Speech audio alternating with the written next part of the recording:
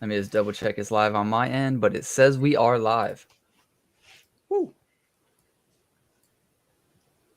Yep, we are live. Then we got 21 people in here already. Look at the seals representing. Look at the seal, baby. Oh, you know they come through. That seal hype. Sheesh. So what are you sipping on, Stevie? Oh, some Starbucks caramel. Okay. It's black, but it got a little caramel flavor in there. Okay. Yeah. It's a little late. Dude, I've been up since 3 a.m. I had a meeting. I had a meeting at 4 a.m. with Dot Creatures for some whitelists. Okay. And then I had another meeting with Reaver Empire. They're super sweet. They gave us some whitelists. I just been all day, man. Yeah. Never stops. Money never sleeps. That's what they always say, man. Yeah, So yeah. That's true. Here's RJ. You trying to hop in from your car? I am. I'm so sorry. I am going to be at my hotel in about a couple of minutes. Sorry, I'm running behind schedule, but I'm so glad to be on with you guys. How are you? Doing well, man. No worries. No worries at Nice all. day, RJ. Busy, man. Yeah. Yeah, man. Always hustling. How are you guys doing? Doing good, man. Good. Doing good. Good. I will. I'll join you in a second on camera. I think it's probably not safe for me to be driving and on camera. I don't want you to witness my horrendous accident. Fair enough. This is where Tesla's come in handy. Yeah. Yeah. One day when the Seal Society does the airdrop of Teslas, no promises on that one. Nice. That's awesome. Yeah. No tie this time. I went completely casual. I love it. I love it. Yeah. Still clean. I got back from my son's baseball game, and so everything was good there. But yeah. Did he win? Yeah, he won. They won like 20-6. Ooh. Demolished. Wow. Yeah. Destroyed them. Nice. Yeah. They did pretty well. I gotta say. Like middle school, high school? No, he's in like second grade. Oh, he's killing it. Oh, yeah. Congrats. He's a little baby clean, you know. So, yeah. What about you? Is he playing? Is he playing kid pitch or is he playing coach pitch or what are they playing second grade? No, it's just straight up. It's straight up off a pitching machine. So. Oh, cool. Machine pitch. Nice. Yeah. Cool. Yeah. My I got kid's playing 3 T-ball now, so yeah. Oh, that's awesome. T-ball's good. So you got 3 kids, Stevie? Yeah. I got 3 little ones. Boys, girls. 2 boys, 1 girl. Oof. I'm the exact. Go ahead. 10, 7, and 4. Oh, nice. That's great ages, man. I mean, I got a 13-year-old daughter. That is exactly how people advertise it. It is. Just hit the teenage. It is great. You still got a ways to go. and then I got a 10-year-old daughter, and then my 7-year-old son. So. Oh, nice. That's a nice spread. Yeah, yeah. I'm not looking forward to 2 girls at the teenage years. You know what I mean? At the same time, that's that's double difficult. trouble. God bless you, man. Yeah, no. God help me, bro. I'm gonna be working a lot of overtime. Yeah. You know. You have any kids, RJ? Yeah, I've got a 6-year-old boy. Okay. Nice. Yeah. How's Luca doing? Yeah. He's good. He's doing good. Yeah. He broke his arm a couple of weeks back, but he's healing quite nicely. So he was back into sports this weekend. He was happy about that. Oh, nice. Right back in. Can't he's a little wild, man. I'll tell you, he broke his arm riding his bike. He's been riding his bike since he was really young. Here's a little pitch for this has nothing to do with Seal Society, but everything to do with Seal Society. If you've got a little kid who's trying to learn how to ride, start them out on those little Strider bikes, and then they can go straight to pedal bikes without even doing the training wheels thing. Man, these kids got it way better than we did growing up. Okay. So the Strider bike, is that the one? That's not the one that got the 2 wheels in the back? No, it's just got like 2 wheels in a line, but it doesn't have pedals on it. So they just like kind of, when they're really, really young, they just kind of run around on it. But they figure out the whole balance thing. Yeah, so they figure out the whole balance thing, and then just throwing in the pedals to it is a lot easier transition. So. Yeah. Nice. Yeah, we I'm did imagining that like Flintstone style. Yeah, that's what they look like. almost. Yeah. Yeah, dude, that's exactly what they look like. Yeah. I had one of those for my second born, and she did it for like maybe a couple weeks, and then she was like, "All right, real bike time." Like, Oh, nice. Ready. So yeah, she was ready. My young son, he's a little more leery, I guess. He's been kind of babied because he is the baby of the family. But like, man, so my wife coddles to him and everything like that. He does not take risks. He is not a risk taker, bro. Like today, it's like, I had a little. I cooked them hamburgers at home on the grill, and there was like a little piece of black, resident char, and he was like trying to flick it with his finger. I was like, "No, stop." You grow out of it.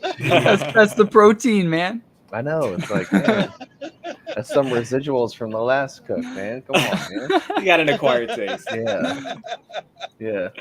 So, all right. So tell me, what's going on with Seal Society? You guys hyped out of your gourds, the whole 9 yards. Like everybody, I've heard nothing but Seal Society and pictures of it on Twitter and this, that, and the other. So tell me all about Seal Society. Yeah. Well, you want to go, RJ? Or you want me to run? I don't know who's more hyped, you or me. Man, Seal Society. I'm gonna is the founder of the project. I think you deserve to go first, but I will definitely fill in any gaps that you might leave. Okay, all right, that's fair. So, the Seal Society is one of Cardano's newest projects. So we just minted on May 6th, 3,333 seals. Now it started off as the Sophisticated Seal Society. They all kind of had these suits. They all had this like stature. They was like, I know everything. They kind of had that vibe. And so the art was really cool. We get compared a lot to the Ape Society, which is fair. We drew a lot of inspiration from them. Our art, top of the notch. Shout out to Yova. Our utility, we have our colonies. So there's 6 different colonies, and every single colony has their own utility. And it's just been such an organic and grassroots project. And I really feel that's why all the hype and the energy and the vibe is there and it's staying there. Ever since we started in late February, we've just been growing and growing and growing and growing. We kept it really organic. We didn't do any like bots or any any weird numbers. We did get attacked by bots at one time. We cleared them all out. So I think that the fact that we're so organic and so like grassroots and solid, that has a lot to do with how much our holders actually care about the project. So like I said, it's a 3333. We have our colonies, which is sophisticated. We have our agents, our robotics, our military, our 9 to 5, and our party. I can go on and on about that. But then we have our fish token as well, which is going to be our social token for our economy.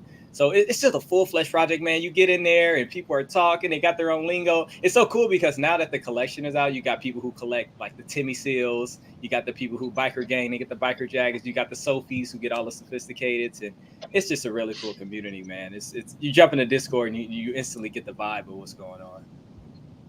Yeah, man. It was such a good mint too. I was whitelisted. I minted all 6 of them that I could mint. And dude, I was like, oh my God, when mints do as well as your mint, it is not often. It is not often that a project mints and then the floor price goes up a little bit. It kind of stalls out for a bit. They all hit into the wallets and then they go ape, right? Yeah. Like that does not happen very often at all. And it was one of the only projects that I've actually held them while that happened too. I almost always, because I'm a statistics guy, I'm like, well, I'm here to make money. 90% of the time they're going to go up and then crap, I just hit my mic. They're going to drop like crazy. Yeah. But I was just like, man, I'm going to take a risk with these things because I don't care if they drop at first. You know what I mean? But they went freaking crazy. Man, y'all peaked out at like 400 or something like a week after your mint. I was like... Yeah, the floor went absolutely insane. We peaked at around 400 and we kind of settled down. It hit around 3, hit around 2. Right now we're floating between like 1 and 200 and it feels really, really good. Like it really does. Like we're above our mint. We're about at a 2x, and we're just developing and building, adding more utility. I do see us surpassing that 400, of course, but it's such a beautiful feeling to see that we actually hit such a high number within like 2-3 days of mint. So that was definitely a beautiful moment. Yeah. I think Stevie hit on a couple of like really key pieces of what I think personally differentiates Seal Society from a lot of the projects that are out there. And it really does start with the organic growth that we began with from day one. You know, we had holders who were really dedicated to the organization and to the group. And so I think that you saw these holders snag their holdings and just hang on to them. I mean, there was a point at which I couldn't quote you the current statistic of what's on the market, but we dipped well below like a 10% number of seals that were listed, meaning that 90% of holders were holding on to their holdings in that first 96-hour period or so, which we were so proud of. Oh yeah. And I checked it today. Actually, we're at 16%. It's about 500 some seals on the market, and that number is about to get real slim. It's real slim when the staking situation get locked in. Yeah, just for transparency, I'm gonna say I did sell 2. All right, I sold one instantly at 120, but I held the rest of them. And then when I saw 400, I was like, okay, this is like probably the max peak that you're gonna see for a brand new project. So I'm gonna sell, but I sold with the intention of buying more. Okay, so I'm gonna buy more very soon. Yeah. Hey, please. Yeah. Don't take my comments the wrong way. You know, what we think is so cool about the collection is that like sort of trading card aspect of the colonies and of the holdings and of, you know, selling one and buying one. And so don't get me wrong. Hey, buying and selling is a big part of the game. I mean, that's what it's all about. So we're totally cool with that, but we're glad that you chose to buy more. Oh, of course. I wish I would have sold when you did, Atlanick. I bought some in the 1,000. I was going crazy. Oh, yo, cleanup. Did you grab any? Your mic's off, homie. Oh, you got a mic off. So I'm currently looking at jpeg.store right now as we speak. And that was going to be a good question. Like, so, you know, if you were to, okay, so it seems like if the floor was at 4 and it's kind of dipped down to 120, if that's what you want to call it, right? Mm-hmm. Now would maybe be a good entry point for somebody, right? When looking at those numbers, you know, because even at this point, you're talking about what? I'm sorry, I didn't mean to cut you off there. No, it's fine. This is an open forum, brother. So, so now seems like it would be a good entry point. And I'm just trying to think of what would be a great, what would be a really good start, or something to really look for that you think may be undervalued. Well, this sophisticated right here looks undervalued. Yeah, that 480, that's not bad. Sophisticated's hit, like I say, they hit 1K at the peak.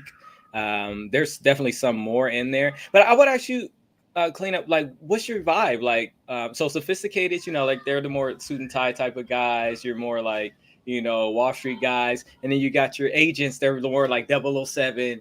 You know, they do some cool missions. And then you have your robotics. They're like the robot seals, and they can create metaverse assets. They build blocks.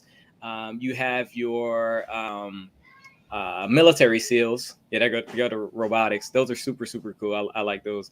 You have your militaries, and your military guys are, you know, the man in duty, the one that's getting the jobs done. And they can recruit CNFTs. We're actually doing our military week this week. So it's super, super cool. We're doing something really fun with Cheeky Unts. I'm gonna put that out there, a little alpha. It's gonna be a little meme war going on. It's gonna be fun. And then we have our 9 to 5, and these are your working men. You know, man like myself. You know, we got to get it in, man. We got to work every day, and then they can create families. Actually, that's a super alpha trait. That's coming down the line utility. And then we have our party seals, and now the party seals get the fun airdrops. We did our party week last week, actually. We did our first fun airdrop. Yo, that 150, bro, that 150 white hoodie looking pretty nice right there. I'm a fan of the hoodie. Oh yeah, I got a pretty collab going on there. Yeah. You asked, our impressions of what we think might be undervalued.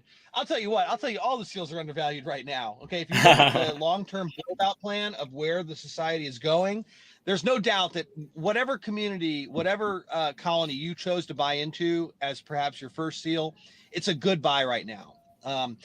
And the key is, I would say, number one, pick one that you like, right? Pick one of the seals that speaks to you. The really cool thing that we're trying to build in here is a bona fide set of utilities per colony, right? We see a society as being exactly that, a complex interaction amongst all types of different people across your society. And there's value. The core understanding of that is there is a core value to each group in a society. It's not just the sophisticated that have value in the society. It's also the 9-to-5s that get everything done for you. It's also your military who provide a social service and a social good for the community, right? So, what's neat is we're trying to build in these utilities to demonstrate that there is value, to each of those colonies. The other thing to think about is that we have various levels of roles in our Discord based on the types of seals you own and the numbers that you hold within those, right? So you can, for example, get your first party seal and be a party seal holder. And then if you own 3 party seals, you end up getting the next level of role within the Discord. And there are things that are, only available to you as that holder of 3. Yeah, party animal, example, baby. Yeah, you become the party animal when you have 3 party seals.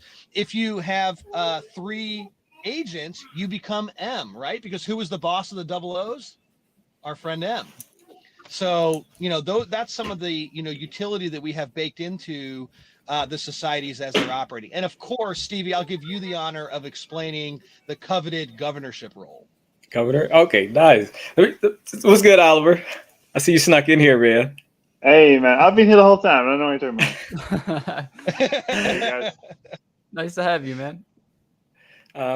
Yeah, I want. Hey, Cleanup, do you have that? Can you go back to that screen really quick? Because there was some traits that didn't even get seen because they're kind of far away from the floor. Let's see what's the lowest Timmy, because I know Timmy has a very cult-like following. Oh yeah. Which attribute is the Timmy? No, the base, cult the cult seal. has a bad connotation to it. Oh, I'm sorry. Cult. We're gonna call them a fan group. Fan group, yeah. Oh, the blue 180, ones. that's not bad. The blue ones are sick. Yeah. That's Timmy the cat from Cardano Eco News. Yeah, dude. I love his stuff that he does. Oh my, dude, it's so badass. Yeah, Timmy is cool. The 180 is not bad. Also, the Midas, you might could snipe one of them as well. And by the way, since we're looking at this Timmy, right, here are some things to think about, right? We are continuing to build in features that are related to the lore associated with those traits. So we just saw a Timmy seal that had a dive outfit on, right? Think about what a 9-to-5 diver can accomplish for the society. And think about what type of utility may eventually become available. So as you're building out your collections, think about like the individual traits of the seals that are in that collection. They may end up having some very specific roles that may boost the value of that NFT. Yeah, I wanted to ask you guys. So with the 9-to-5s, does that mean you'll be able to maybe breed? Is that what like a family is? Can you not release that? I mean that is what a family is, right? I mean, it's alpha that's down the line, but yeah, there will be families. There will be seal families, for sure. It's down the line. We can't give too much detail because we're actually developing and working on it ourselves. Like I say, right now on the roadmap, we're into our staking phase, our dropping our merch, and getting our fish market up. But yeah, that's why I feel 9-to-5 has the most alpha utility. So yeah, it's gonna be really cool. It's gonna be really cool. Okay. So Cleanup, you haven't gotten maybe the amount you want or any yet. You know what I'm saying? 9-to-5 sound real good. You got to be ready to hold though. If you go 9-to-5, you got. Yeah. See, but like me being me, I feel like party is more my style though. Yeah. You know what I'm saying? Because I do get wild or whatever, and so Man, just seeing. I'm looking at hoodies, the Purdy cats, which I like Purdy cats. They're cool. I hold some of those guys. Nice. I Yeah. like Purdy. You know, I think the art on there is pretty clean. It's fun. You know what I mean? And so I like Purdy cats. The Purdy cat hoodie is looking nice, but Nice. I like that. I think okay. So if I hold 3 of these, right, then I get what's called a special roll. Is that correct? Yeah. So you hold That's one right. party. You hold one, you get party holder, and if you hold 3, you get party animal.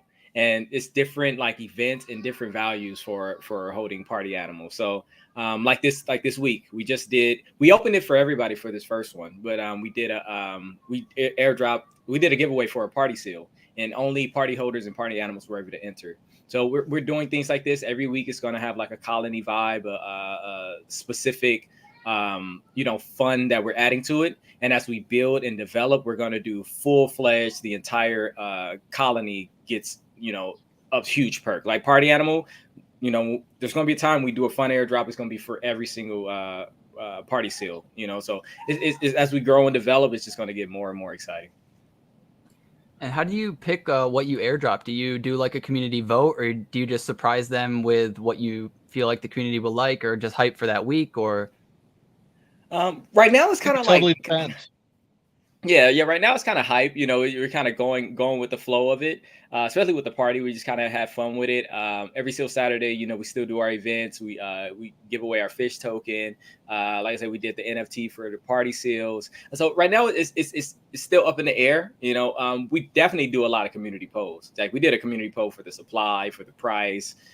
Changing the name, so we do a lot of community polls and stuff. So that's not a bad idea, Atlanick, to throw that in there, see what the community's feeling like. Yeah, 100%. And I just want to bring Oliver into here. What's up, Oliver? What do you do in SEAL Society, and what makes you? I want to be funny, but I don't want to be weird. What makes you really happy about the project? I had some other weird way of phrasing that in my head. Some double entendres. What do I do in the project? So at the moment, I'm developing a new website, which will be fun. I made the original one. There's nothing super special on there. It's just kind of, the original one we made back in the day when Steve and I first met, and the kind of project was getting up and going. The new approach we're kind of looking at is much more story focused, lore focused, kind of experiential. Not really using any of the traditional web stuff. Still not going to jump into. There are a few kind of experiences out there at the moment where it's trying to feel a bit like a metaverse, and you kind of you got to scroll around and look for shit, and it's a little bit too confusing in my view. So something kind of in between those two, right? So it'll take you on a little bit of a journey. You'll get to experience some stories. You'll be connecting your wallet and doing all those kind of bits and pieces. That's what I'm mostly focused on. I also just, in the team, we kind of have our own parts. I'd say Stevie's the creative, not crazy in a bad way, but he's the mad scientist who's just let's do this shit. And then RJ is I don't know if that's a great idea legally, and I'm I don't know if we can do that technically. And then we all kind of come to a middle ground, and we're oh, that's awesome. So what you were saying just before as well, how do you decide what you're going to do? Realistically, that's just a Discord chat of someone's hey, wouldn't this be sick? Let's do this thing. And then we just start riffing on that, or we're on a call together and we just start riffing on those things. So yeah, that's a long-winded overview. The most token, I kind of hate to say it because it's what everyone says, but it is true, is the community is what gets me most hyped about the project, to be honest. Just jumping onto SEAL chat, jumping onto general. There's the OG lounge as well, but I'm mostly on general. Just the kind of community vibes everyone has in there. They're all kind of having fun with it, talking shit about, getting their different governance statuses, or, little bit of rivalry in there, kind of flexing on each other. So I quite enjoy that. Yeah. I know that a lot of people, it's true. It's true that a lot of we've mentioned this before, right? A lot of projects talk about their community. But I think because we made it such a central tenet of our project's foundation, it has made it one of the most fun aspects of the project. I mean, there are projects that I'm involved in that I'm super proud to be a holder of, but I'll be honest, I never go in their Discords. I very rarely ever really check in with the project. If things are going well, I'm happy. If things aren't going well, I just ignore it. And then sometimes I get rid of the project and sometimes I hang on to it. At this point in my life, I'm hanging out in just a couple of key Discords, and of course ours is one of them. But one thing that I like to see is not only do we have a couple of, we have a good solid group that is, in Discord all the time. We can always check in with them. They're always putting out good information, and we're having substantive chats, right? And I really like that. And what's really cool too is, we have that core group of OGs and of our initial selections to the Super Seals, which were our collective group of I would say the most committed members of the society. But since the mint, there have been a number of people who joined post mint who have become just as active and just as invested in the project, which is just so cool to see that continual generation of, I don't want to call it hype because hype seems like it's a fleeting concept. It's like genuine excitement and commitment about the project. So we're so appreciative to have a group of folks that do care about the project so much. And we feel a sincere obligation to continue building for them, Nice. Yeah, that's awesome, dude. Somebody just said they bought the 480 seal, so now there's not a 480 sophisticated anymore. Yeah, I was like, did that thing just get sniped? Somebody's in there like this. He's sniping over there. My God. They're not giving you a shot cleanup. Hey, send him some fish for doing that. Send him some fish for doing that there. Let's do it. Who just sniped it? Oh my God, live. We sniping gotta sniping live. We got to find out who that was. Some fish tokens coming at you out of Stevie's wallet, not mine. Oh yeah, it's coming out the fish reserves. Oh my God. I was trying to start a fish liquidity pool earlier, but there's some kind of glitch going on. I wasn't able to start it, so I'll try to start one later so we can trade some fish. That'd be fun. Oh, that's gonna be exciting. Mentioning trading fish. I don't know if you all heard, but it's a little bit of alpha. Shout out to Mutant DAO. They gave me the plug today. Shout out to Mike D. They just started their staking system, and we put the application in. I talked to Andy over there. He said he's going to take a look at it. So, Seals, the staking could be up sooner than we all thought. So, just throwing that. Oh man. So how can you guys go into the story? How did you guys meet or put this all together? What is the backstory there? That I find that probably one of the most interesting things, because it seems like you all come from different walks of life, but here you are together. How did you guys make this thing work? Well, it goes all the way back to first grade. And by first grade, I mean NFT first grade, which was 2 months ago. Yeah, basically. I met all these guys, in the space online. I was looking for a team. I knew that, I was trading back and forth a little bit, and I was losing money trading NFTs. And I was like, I come from a creative background, like Los Angeles underground hip hop culture, graffiti, breakdown, all that jazz. And I decided to, I'm gonna go over to the other side of the fence. I'm gonna use my creative skills to go ahead and start creating NFTs. So I found the artist Yova online. I got I told him about the story about the sophisticated. He got that over, and then opened the Discord right away. And I was like, okay, you need to build a team. RJ, he was one of the original 222 OGs that came into the Seal Society Discord. We launched the Discord right away. It wasn't we're gonna wait until we have so many followers. We just launched it. We just dropped the seed in the ground and just said grow. So RJ was one of the original ones who was creating a lot of hype. I said, hey man, would you mind joining our team, as our community leader? And he was like, yeah man, sure, let's do it. So God bless RJ. Thank you for that, man. And hooked up with Oliver. He actually has a platform called Cardano Makers. Now it's known as Antimo. And when I found the platform through Twitter, I just sent the email to everybody that was on there. And maybe like 2 people hit me back, but he hit me up. He was like, "Hey man, like, what are you doing over there?"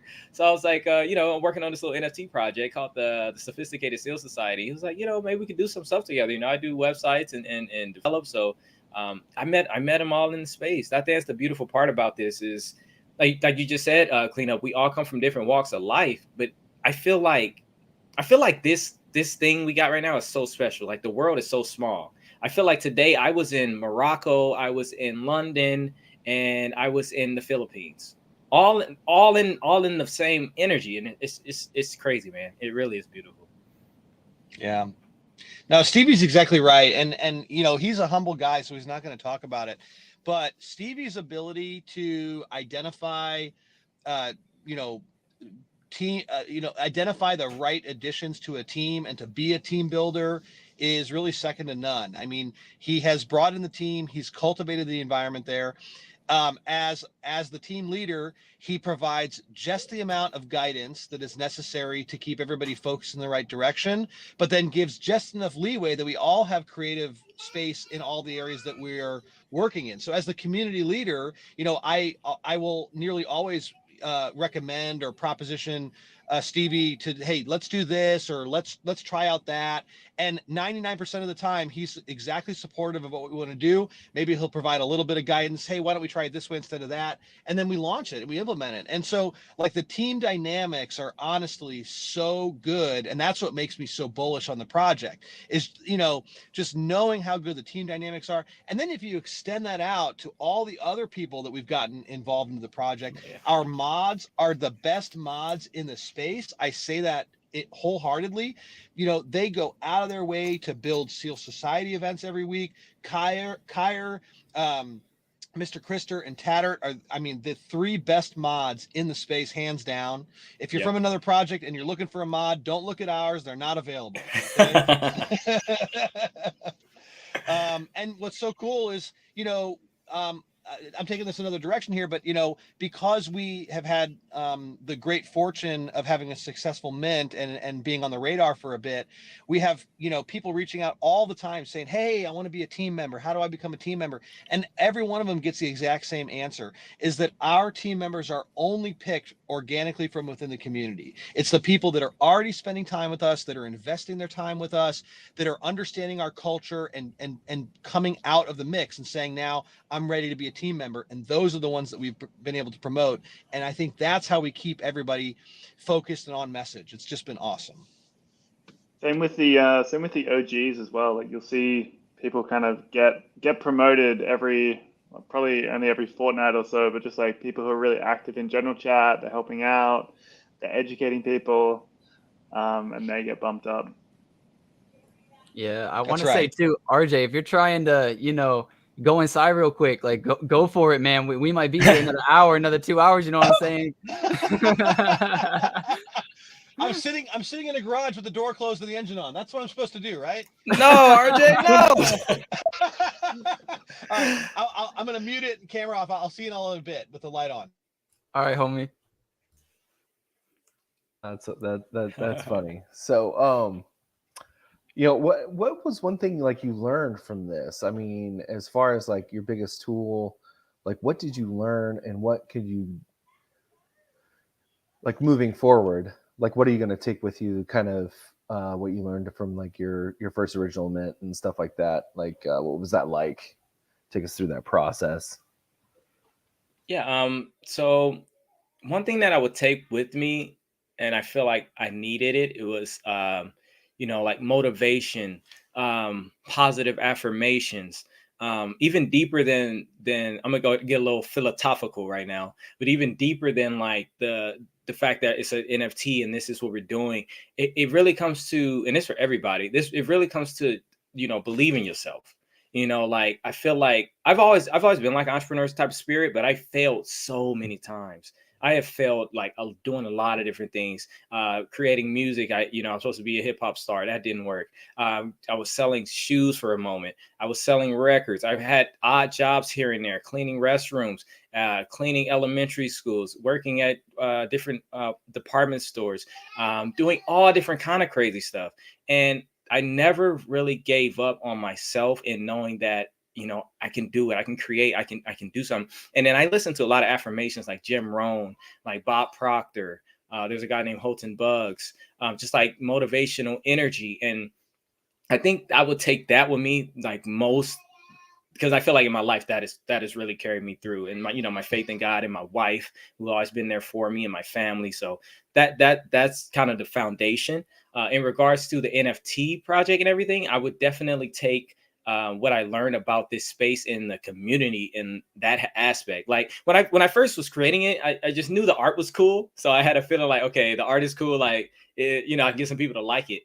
I didn't know how deep like this movement is, especially on Cardano. I feel like Cardano kind of remind me of the Los Angeles Underground. It's like we care about what we're doing. It's not really about what the world is doing or what Ethereum is doing or any other blockchain.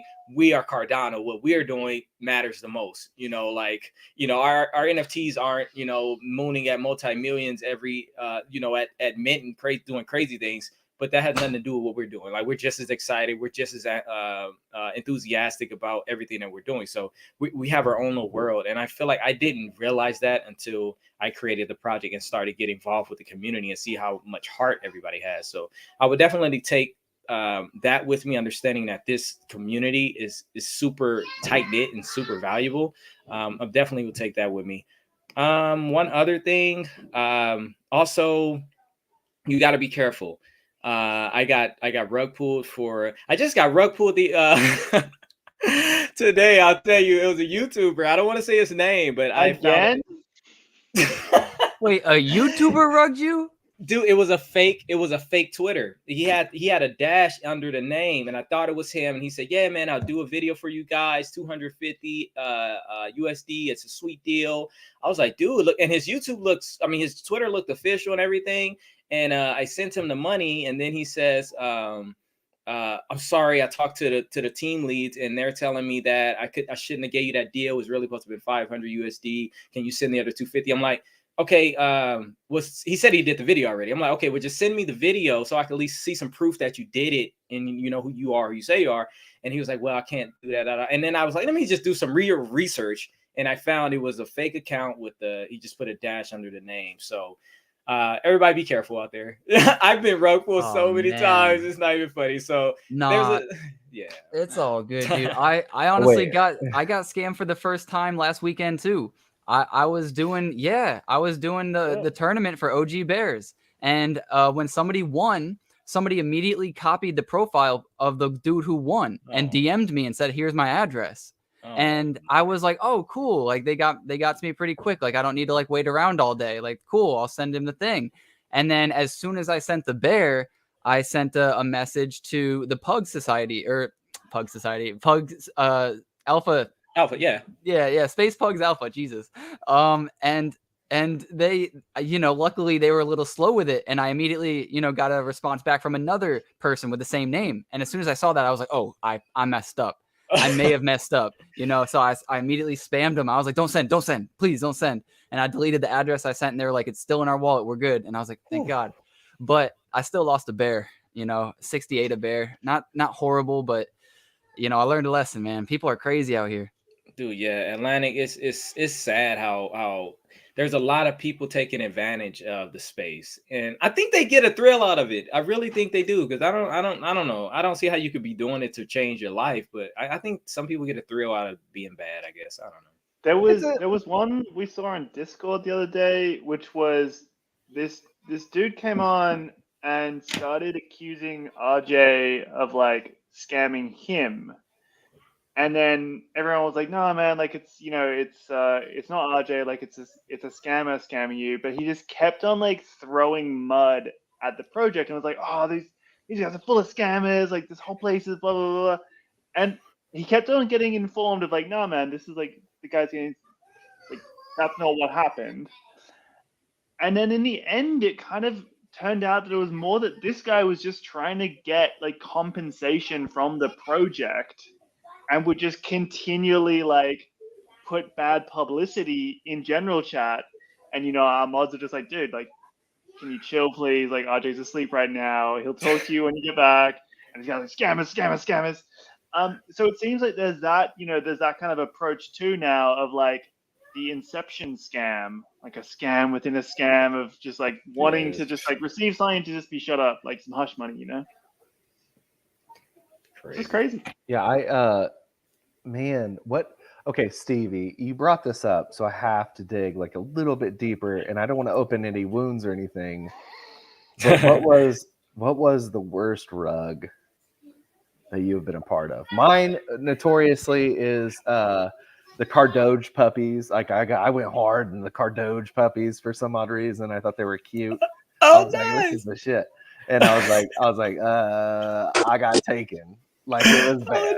Oh no! Wait, did they rug like right after, or was it like no? They tried to hold on. They were trying to say like, oh, this is what we're doing, but they made fake profiles of like girl artists, you know. Oh. And I was just like, oh man, I just did this. Oh, no. No. Yeah, I guess everybody got to get the rug pulled under them one time. That's how you learn. That's how you learn. Yeah. This is such a good discussion, though. I mean, I think for people to hear, just to understand like how pervasive the scams are out there. And I mean, I don't think there's any space. I don't want, if anybody's like brand new to getting into Cardano NFTs, I don't want to scare you away from getting involved in them, right? But you just got to think about doing things in a way that is totally safe, right? So the ways that we talk about it in our community is, you know, number one, if you're gonna buy or do any type of buying and selling, do it on an established, exchange. And then if you're gonna trade amongst other people, please use some type of an escrow service or something like Trading Tent, because those are, and also be very, very careful. Do not.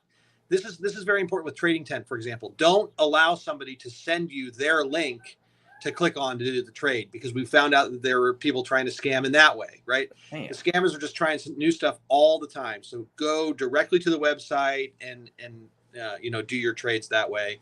Also, nobody from Seal Society in any official capacity will serve as middlemen for your trades. Will do trading on your behalf. The scammers are always trying to do stuff like that. And then unfortunately, we'll have people, luckily we haven't had it happen anytime recently since we started running that very annoying warning that pops up every couple hours in the chat. We know that's annoying as hell once you've seen it a couple hundred times, but please realize that's for the newest people that have joined our society. And we just want to make sure that no one is susceptible to getting scammed. Yeah, it's always for the best. It may be a little annoying, but you'd rather be annoying and cautious than be like, well, I don't want to bother anybody, Yeah. So I 100% respect that. And to what Oliver was saying, there was a guy who came in, dude, this weekend was just crazy for people like getting scammed. 3 things happened. I got scammed for the first time ever. Then somebody came into OG Bears Discord and started shouting about how he didn't get an airdrop of the Cubs and how we like fill their own pockets with everybody in the team with all the Cubs, and that's why other people didn't get Cubs. And then Tom Rem of Tiger Society, he's also a part of the Bears, so he was in there trying to handle that situation, and it wasn't going positively, so he just banned him. And then I came back about 2 hours later and I saw that had happened, and I was like, oh, I'm sorry you had to deal with a jerk in the Discord earlier, like sorry about that. And then I get a message, and it's like this long message from them guy, like, I won't allow myself to be called a jerk by a scammer like you, and I'm opening a professional investigation and this and that. And I was oh my God, bro. I was like, he was like, you've been lining your pockets this whole time. I was like, dude, I got hired a month ago, right? Like, but as soon as he spammed me, he blocked me, so I couldn't even respond. And I was like, it's probably for the best. But And then on top of that, somebody came into my Discord with the name Atlantic and with my profile picture and everything, and tried scamming people in my own Discord using the wrong. And I was just like, dude, what is going on? Dude, it's crazy, man. These scammers, I don't know. Maybe they just have a thrill. I don't know what happened. Oh, what happened to the fellas? They were just like, oh man, scam, I'm out of here. Yeah. But are we getting scammed right now? Oh man, no. What you were saying though, cleanup. My biggest scam, I lost a couple $1,000 on some fake Azukis on Ethereum, and then that's when I left. When I was done. I remember I changed my Twitter handle at one stage, and people were just freaking out that was like massive rug pull, guys. Like this Twitter account doesn't exist. I was like, guys, I'm sorry. Like I forgot to update it everywhere. Like I'll update it. But question for you guys. What are your thoughts? Like how, I think trading tents, awesome, 100%. I had a chat with them the other day as well. Super helpful team there. Really knowledgeable team. And I'm not allowed to talk about the awesome things they're doing, but they're also doing a bunch of other awesome things that I'm like, you guys are amazing. I can't wait to see when you guys release this. But what do you guys think in terms of like combating that kind of stuff? Like, do you guys really think there's a good approach for it? Because I mean, aside from like the ones you were talking about, Atlanick, like they come into Discord, they're like causing a ruckus. You can try to ban them. Like, I don't think you can really let that toxicity just like sit there and like throw shit everywhere. Like if a new person like walks into that Discord, I always try to think of Discords as like, you know, a little clubhouse or something, right? If you walk into the little clubhouse and there's some guy like running around with a knife, like shouting at everyone, you're like, oh no. I don't want none of this. So like, you kind of need bouncers there to kick him out. But then like, you know, they put on a disguise and they come back in and they're like Shifty sitting in the corner. Like, what do you do about them, right? Like they kind of ruin it for everyone. Yeah, so I believe that everybody has like whatever a voice or whatever, and you can say some things, but it is all depending on how you react to it, right? So it's like, okay, you can say, no, this is what's going on. Maybe you don't have time for a 3-paragraph long discussion. So sometimes, yeah, you need to mute somebody real quick and then see what happens. You know what I mean? Like, I don't know. There's, you know, this space has to get rid of some of the negativity surrounding every single project. I'm sure, like, you know, everybody has to deal with their own sort of negativity, you know, from Space Buzz to Clay's to Kongs to you guys. I'm sure like everybody has that one person or that voice that comes in every now and then and just kind of shocks the masses, you know. So let them have a voice for a little bit, but if it doesn't deter them at all from like changing their voice at all, then I would forget about it. You know what I mean? Like I would be like, okay, you're timed out now. Like, yeah, I think that Papa's putting you in timeout. Yeah. So, yeah. I think there's some people that are genuinely angry, and then I think there's some people that are like what you said, Oliver, like trying to do a scam on a scam. Like, you know, they're shouting at you, but you know, they're not listening. You've told them the reasons why we're not a scam. You've told them the reasons why they don't need to be upset. We can show them like transactions. We can show them our wallets. You can look through all the transaction history. Like it's there. Sure, maybe there's an unknown wallet. Sure. But you can go through and you can look at every single bear, every single cub, or in your instant seals. You can see where they've gone. It's all out there for you to see. You launch your investigation if that's what you're really doing. Like, go for it. Like, but also, your there point are no that guarantees in crypto. Like, yeah, no we one's had that investigating exact that. scenario for a while. It was very interesting, and that's what's so cool about blockchain is like it's all visible to the public. Like there's not a bunch of backroom deals happening here. It's all out there in the open. And we had a guy maybe a couple days after mint who was fudding pretty hard about, oh man, your mint was taken over by bots, and you know what's up with you know, one wallet here has 500 seals in it or something. And I just said like, hey brother, like I can tell you we ran a whitelist and like 90 I ran the numbers, was like 91 or 96% of our mint was all done by whitelisted members that were more or less hand selected. Second of all, if you can find any wallet out there that's got that many seals in it, if you can just point me in the direction of that wallet so I can take a look at it, I'd love to see if in fact we have been taken over by no legitimate answer by the member. It was just kind of, I don't know what his problem was it the JPEG store wallet he was looking at? Yeah, oh yeah, that's right. He was that happens all the time, man.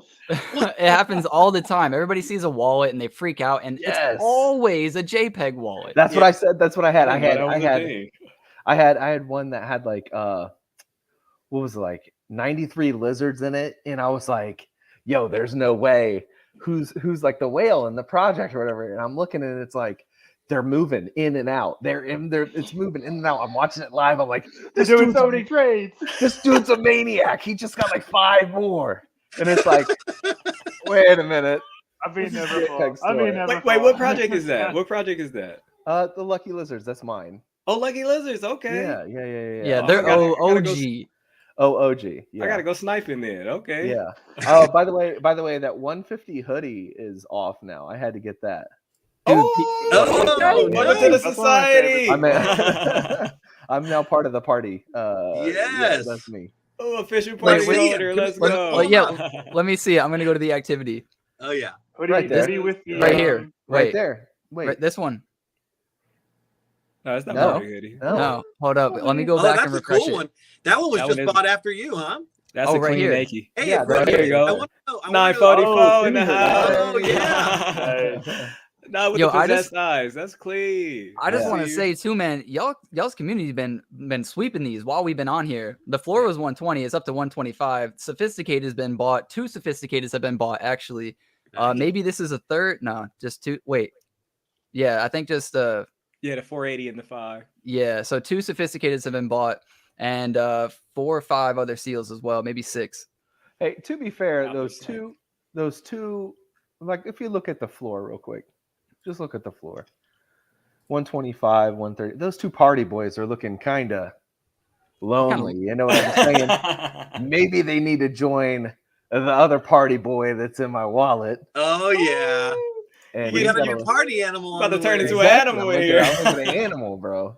Hey man, that's some cheap labor right there for 125, you know what I'm saying? Hell yeah. I've got one They got very their hats ready to similar go. to that second one, like hoodie and party hat, which I'm quite a Yeah. fan of that one. Nice. That was clean. Tom K says he just bought 2 9-to-5s. Let's go. Oh yeah. Hey. So, Tom K. About to get the kids popping. About to get the kids from- Wait, do we have to pay child support in Fish? Hey, that's alpha. That's alpha. Oh. Okay. That'd be funny.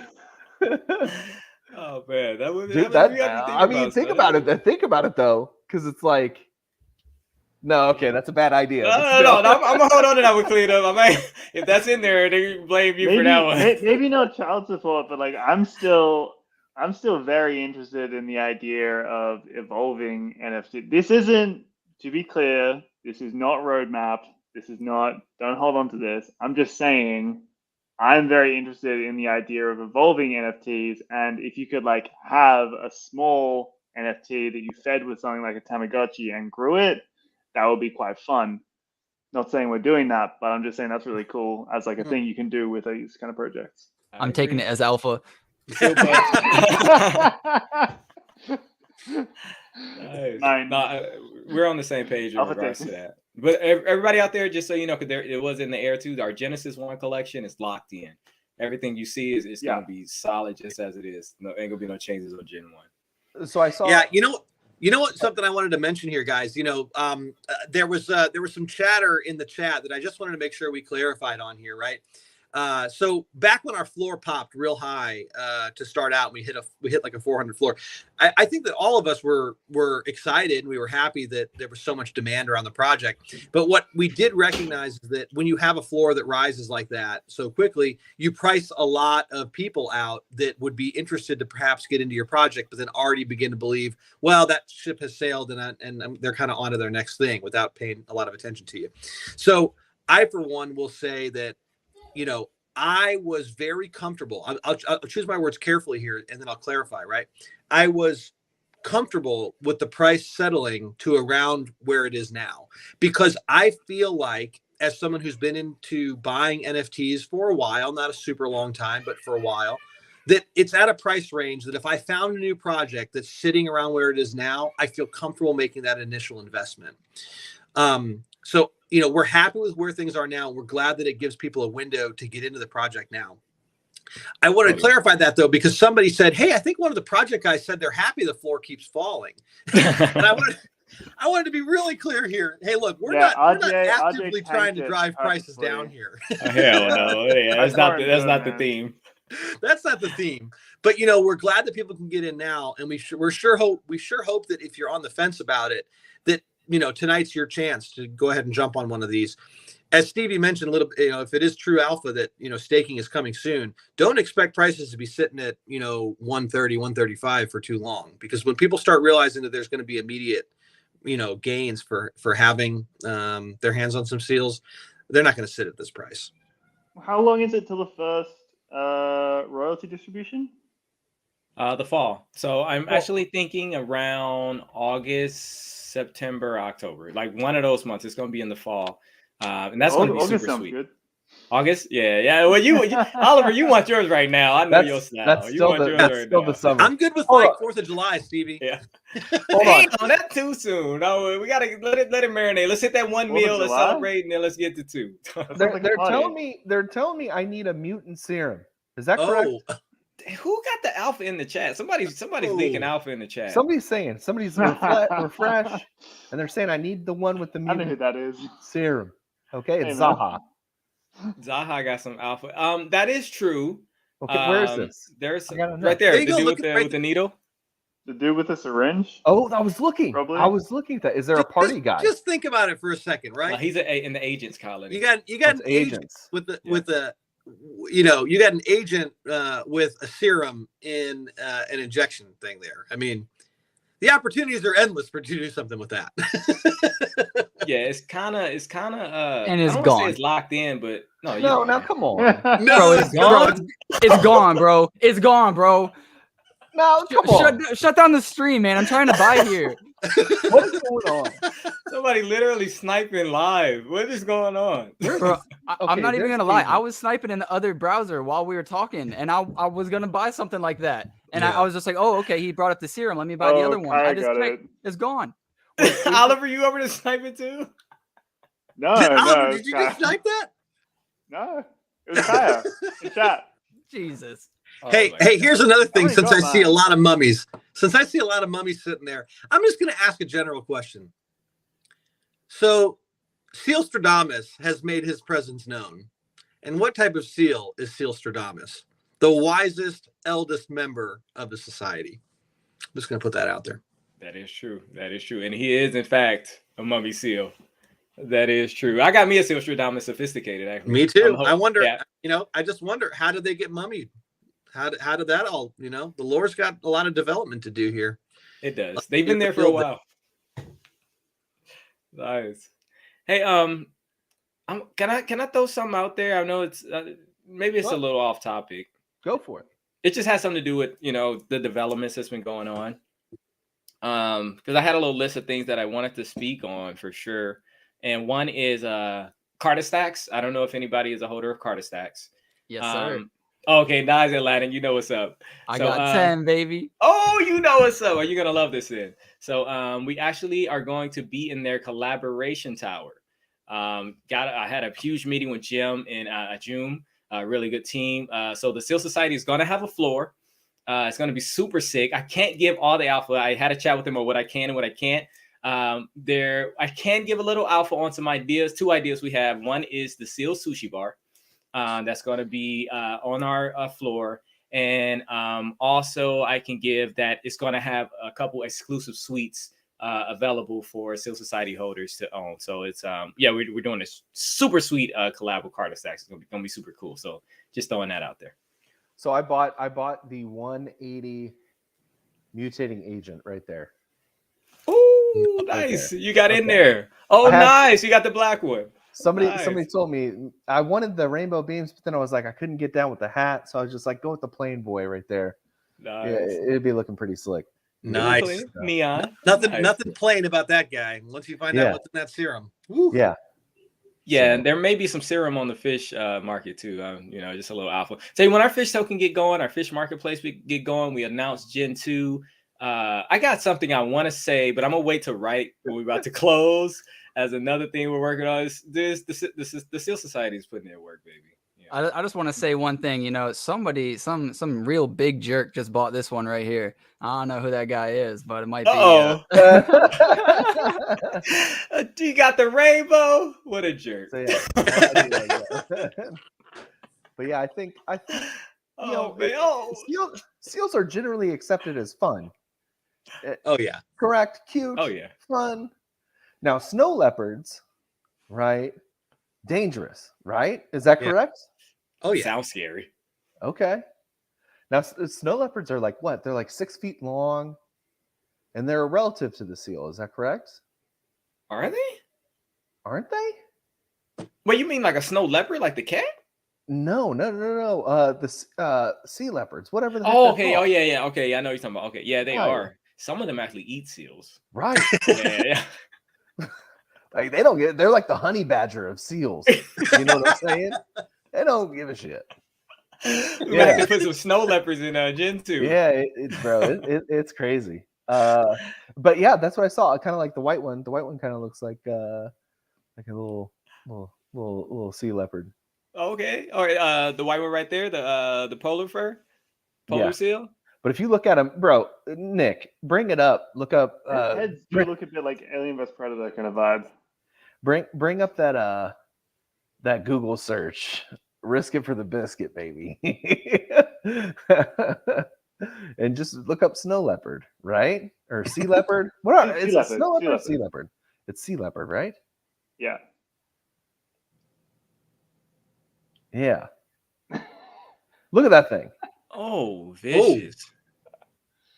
Bro. Yeah, that's the carnivore of the seal. You about to eat him face first. Bro, that penguin looks already dead. Okay, He's like, oh shit. Yeah. he's not You got flapping his photo- wings. He's Leopard just like, seal. all right. It's a leopard seal. Sorry. Thank you, Leopard seal? Zaha. She's Okay. indeed. Thanks for the alpha on that. I'm gonna have to Yeah, throw a when- leopard seal in there. Bro, when Yeah, you said man. when you said snow leopards are related to seals, I was like, "Fuck!" I missed biology class that month. This guy is so stupid. What podcast did we get on? Yeah. Now these It looks things I've so heard scary. they're kind of vicious. Look at it next to that human. Look at how cool he looks. He looks so chill though. He He kind does of look looks cool. like the white one. I think the white one got a little snow Yeah. leopard in him. Look at his saliva Yeah. though. This He- dude I'm I'm vicious. just saying, Reading. He's if we're ready. talking mutations and stuff like that, maybe we get some violence in I don't know what I'm showing here. leopard seals. Who knows? Ooh, who knows? You know, I don't. I'm about to. I'm Yeah, about we to don't give say something anything. up. Yeah, We I'm don't not say even. I'm anything. not even gonna say that. I'm about to. That was that close.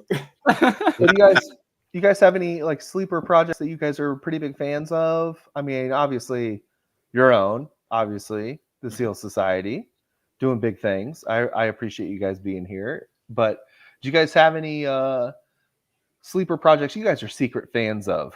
You know, maybe you guys can fanboy out on or something. I mean, I don't know that it's a secret project. I'll tell you some of my absolute favorites. But I'm going to caveat it with saying that, one of the, if anybody out there is looking to run their own projects, I'd say go for it and enjoy it. But one of the true detriments, quite frankly, of being heavily involved with one project is that you just really don't have a lot of time to search for and be focused on lots of other projects. So I know that I'm missing so many great projects week after week. And that's just something that I have to accept by being involved in this one. But I will say that Disco Solaris is one that I became super big fan of, like the moment I jumped into their Discord.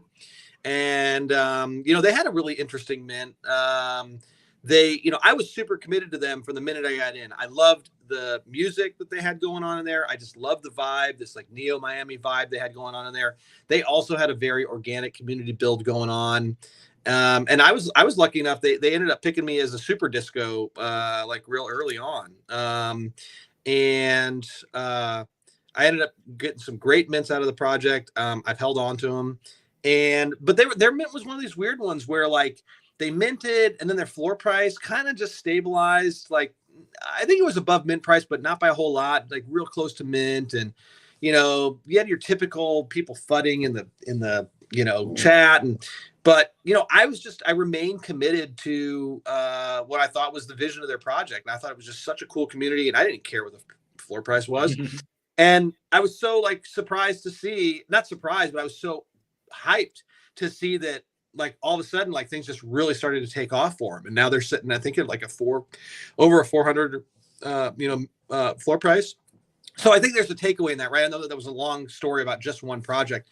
But it was an example of, a lot of people out there perhaps like super closely track floors and price movements and things like that. And there's nothing wrong with that. I'm not saying that you shouldn't, but I'll tell you that for me, those projects that I truly believe in the team and I believe that they're going somewhere, I trust in their roadmap. I'll be honest, I don't even check their floors. I don't care. I know it's a stable project and I know it's going to go somewhere. And everyone that I have been like that on has panned out for me in that way. So yeah, I'll leave it there with Disco. They're my sleeper cell. Nice. I'll let Stevie and Oliver take over for a sec, but I just want to shout out to Stash from Voyage. Shout out Stash, dude. Love you, bro. Voyage is a great project. If anybody didn't know, they're doing a PFP airdrop. And we also have Rucking Hooker with their brand new project, Stank Ape Speakeasy. And then, of course, we got Old Money. So, some shouters, some bangers. Just wanted to shout them out. But yeah, carry on, guys. That Old Money video clip was hilarious. I watched that last night. That was pretty with a flat fun. dark earther. I don't remember. It was pretty late when I watched it. I just remember like them like jacking some dolphins and like stealing all their shit. That was pretty funny. That's all I remember. Yeah, they had a flat dark earther make like a soundtrack to him or a song about him or something. It was pretty dope. Right, that makes sense. Okay, cool. Yeah, I mostly focus on the DApp and DEX side of the Cardano ecosystem / other ecosystems. So to be honest, I'm not really across that many NFT projects. So for me, NFTs like Seals is pretty much my world in terms of that. The only other projects I look at are ones that we're collaborating with, like guys will start posting things in the chat, and I'll go and look at those and be like, oh yeah, cool, that's pretty interesting. But I'm like mostly excited for June hard fork and for everything that's going to come after that, for Maldex and Genius Yield to finally land and see what they're doing. Kind of interested to see where Jed goes. There's a lot of hype around Cody, but I don't really see the value proposition there. I'm more kind of keen on Ardana and those other things in the ecosystem. So yeah, I'm less of an NFT fanboy. I'm more of a Cardano ecosystem fanboy. But I learn about projects from the rest of the team, and that's pretty fun. So with Cody, they're bringing payments through ADA for real world things. Is that correct? Am I? Yeah. So Cody's got ADA Pay. So they've got that, and through a third party as well, they've been releasing plugins for things like WordPress. So at the moment, I'm working on a project for MetaJeweler. Shout out to him if you guys know him at all.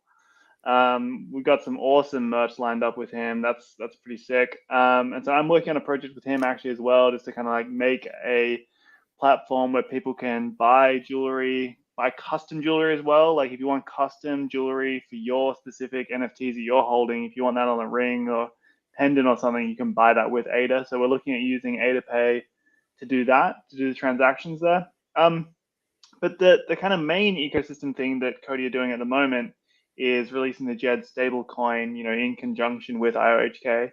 I don't really like the level of KYC required to stake your Cody and to earn transaction fees and stuff. There's no KYC to like buy JED when JED is released. But I'm more keen on the full decentralization and no KYC for those kind of things. So I'm more interested to see what Ardana does with their stablecoin ecosystem. So with MetaJeweler, my idea is I want to buy custom necklaces, put them on the pieces, and then whoever mints those, I send them out the necklaces. Yeah, so this will be like if you want to do, so for Seals, we're doing some specific stuff that's going to be quite limited. But let's say you had your NFT project and you wanted to do a run of 200 necklaces or something. Those could be pre-made or they could be made at the time custom, depends how you want to go. Obviously with rings, since they're solid metals, they need to be made to the ring size. So this will be like, you can go on there, you can, go and purchase that ring and, or you can put a deposit down and get a quote done and like get a full 3D render and stuff done. Like we initially started working with him on that and he, would kind of send us some renders and stuff and we'd go back and forth a bit. Yeah, it looks really sick. Can I share the screen really? Can I share something really quick? Yeah, go for it. Yeah. I just want to show everybody the the 3D? Absolutely just to show them. not. I'm Yeah. one, man. Super cool. Absolutely not. If I can find it, I'm not that tech savvy. Where the hell is all my desktop documents? Just go to Okay, chat, here you go. man. He Oh, sent here it you to go. chat recently. I love The it. browser is The founder of an NFT project going, I don't know, I'm not very tech savvy, and here we are. Dude, no, I'm really He doesn't not need though. to That's be. He's a the creative sad director. part. That's right. That's what we hired you guys for. That's right. Can y'all see that? I No, don't man. see it yet. Let me try maybe deleting. Stop my screen. Maybe now you can share. There we go. Can you? Oh, I see shit. Inception. Oh, sorry. What the heck? All right, hold on. Can y'all see the screen? Oh yeah. Oh, okay. Ooh.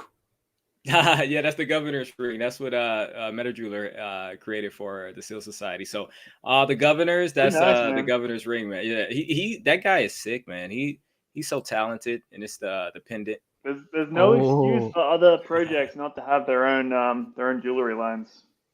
Yeah. Seal Society merch collection 2022 about to change the game. And just like you were saying, Cleanup, we're gonna do minting them in the NFTs, and then you could redeem them. I think that's next level, man. I'm right with you on there. I think that's next level. Everybody wants a little shine. You know what I mean? Like, Yeah. man, you know, I got something. That's ultimate utility, right? Like, so with my Kongs, I got utility because I got a free pizza.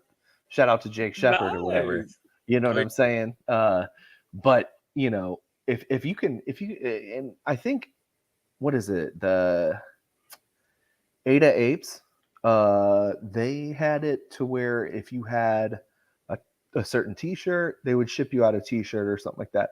I feel like that's kind of like the next step, or that's something that should be done in a way. Is like, but a necklace is next level, like a ring, next level. You know what I mean? And like, everybody wants a hoodie, everybody wants a shirt or whatever, but not everybody has a necklace. Not everybody has like, especially a ring. You know what I'm saying? So Yeah, get that I bling feel like bling. that's good. Yep. Yeah, we were actually talking about that a little bit on a Twitter space. We were talking about, like it's a good conversation starter to have like a hoodie on or a hat or whatever, and you can really bridge the NFT to like physical attributes kind of gap. And speaking on that, I want to share my screen just for a second, and I want to shout out to NFT Touchable. NFT Touchable, you can create your own canvas of any NFT that you own. See, now that's a damn Cardoge puppy right there. You get me triggered. Oh, How are you gonna bring this up? How you gonna bring this up? it was a setup. I'm getting upset. But dude, these things are sick, bro. These things are absolutely sick. You can come here. You can get a 16 by 16, 20 by 20, 24 by 24, whatever you want. You put in your NFT information. You can click an image, whatever you want to do. And dude, they ship it to you. And Really? I just have to give a huge shout out to them because they were just like, hey man, I really appreciate what you do for this space, and I wanna give you a free one. You don't have to shill me or anything. So I was like, dude, come on, are you serious? So like, dude, I have to shill him out. The super nice guy, humble as hell, a great project, and it looks sick.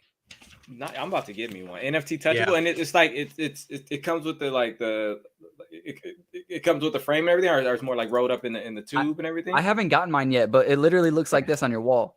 That is sick. Oh, that's sick. I'm about to get me one of those. I got so many damn seals. I want like a Yeah, creative seals. Let me tell you what. You know what my wife is gonna love when I got 40 pictures of seals hanging all over my house. She's gonna love that, Dude. Wait, your you're wife gonna add 2 more seals to your house? What's that? She get mad at you for sniping all them seals? 2 more? Hell no, she didn't get mad. She's happy about it. She knows where we're going with this thing. Instead of you on the wall, like, yes, you have all your seals. Nice. All the seals are actually modeled after photos of RJ, like that one with the fish in his mouth. Like that's quite an old photo of RJ, just kind of sitting there with the fish in his mouth. The artist used it for inspiration. Oh man. Hey, can I get one little shout out really quick? Absolutely. kind of on the idea what Clint was saying about the kind of projects that you kind of liked and you was kind of getting involved with. I want to just give a shout out to IDO Pass. Now they're still minting with their initial DEX offering, DAO, and they invest in coins and everything. And I had a meeting with them today with Brainhead, super smart dude. Like they really know what they're talking about in regards to like Oliver was saying too, the DEX side, like being on that side of the world of Cardano. Like he's not really so much into the NFTs, but when it comes to like the initial coin art, like he hipped me to what's it called, Oxy Razor or Occam Razor or something. They do the coins on Occam Cardano. Huh? Yeah. Occam Fi. Yeah, a lot of those you need KYC for though. Yeah, they're super sick. Like they have a lot of coins over there, and they're on that side of the world. So I just wanted to give them a shout out because I had a meeting with them today. We're working on it right now. It could possibly be this week. Start doing workshops in the Seal Society Discord. It's going to be like a limited amount because you can only do 25 people in the voice chat with the video showing. So they're going to actually. We had a conversation, got it locked in the first date, but actually doing workshops, teaching people in the Seal Society about the DEX liquidity, different coins. They have a tool that's coming out that has all the different coins for Cardano and shows values and things like that. So I just wanted to give them a shout out because, the meeting was really good, really valuable. And, getting them workshops for our holders, I think that'd be sweet. So I just wanted to give them a shout out. Nah, dude, that's beautiful, man. We're on here. We got, Seal Society, and they're over here shilling other projects, man. Man, you're trying to shine, and you're just like, nah, but it's about these other people. I love that. Where's the female governing? The female governing has been completed, actually, chat. Wait, that is... Yeah, man, that's done. Wait, I thought I showed him that. No. You showed the render of the male... Well... No, it's not specifically male. It was a bit kind of blocky, a bit masculine. So that was the feedback to get one that's more feminine as well. Can I share one more time really quick? Oh, bro. Shut that one up, man. Gosh. Sorry. Let me I thought we showed that one. Booyah. There you go. Got some curves on it. Hey, dude, those things look fresh. So you'll actually be able to get these like sent to you, like shipped to you? Yeah. Oh yeah.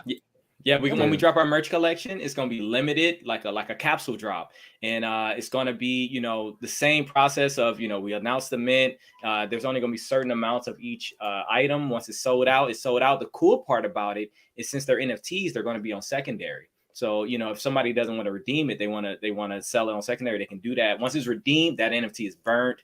Can never be claimed again. But let's say you mint a pair of socks on the mint, and you say, I minted these socks for $8.80. I'm gonna sell them see if somebody want to get them for $20.80 because they're sold out. So it's gonna create a fun secondary market, and I think it's gonna be fun. I haven't seen it done on Cardano, so I think it's gonna be fun.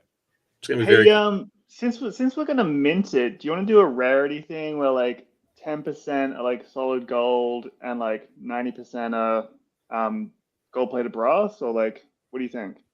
That'd be sweet. That'd be a sweet then surprise. You can still like mint rarity, and then if you mint a gold, like you pay like a median price, but like your mint might get a gold one, like solid gold.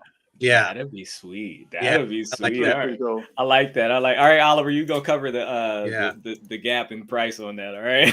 Don't worry, man. Just pop me your wallet. It's all good. We'll just average it out. We'll do like. No, I was just playing. I like that. It'll be fine. I'm just teasing. I love that. I think, so Vanessa wants diamonds. Shit, damn, Vanessa. I don't know, Vanessa. Send me your card details. I told him to put some bling on it. And I told him to put some bling on the female ring. He's supposed to put something on it. Man, Vanessa's asking for diamonds on her ring. I just got holes in my socks. I just need some new Seal Society socks. I'm gonna ship them to you, RJ. Yo. So I'm just thinking, you mint these socks, you get them sent to you, right?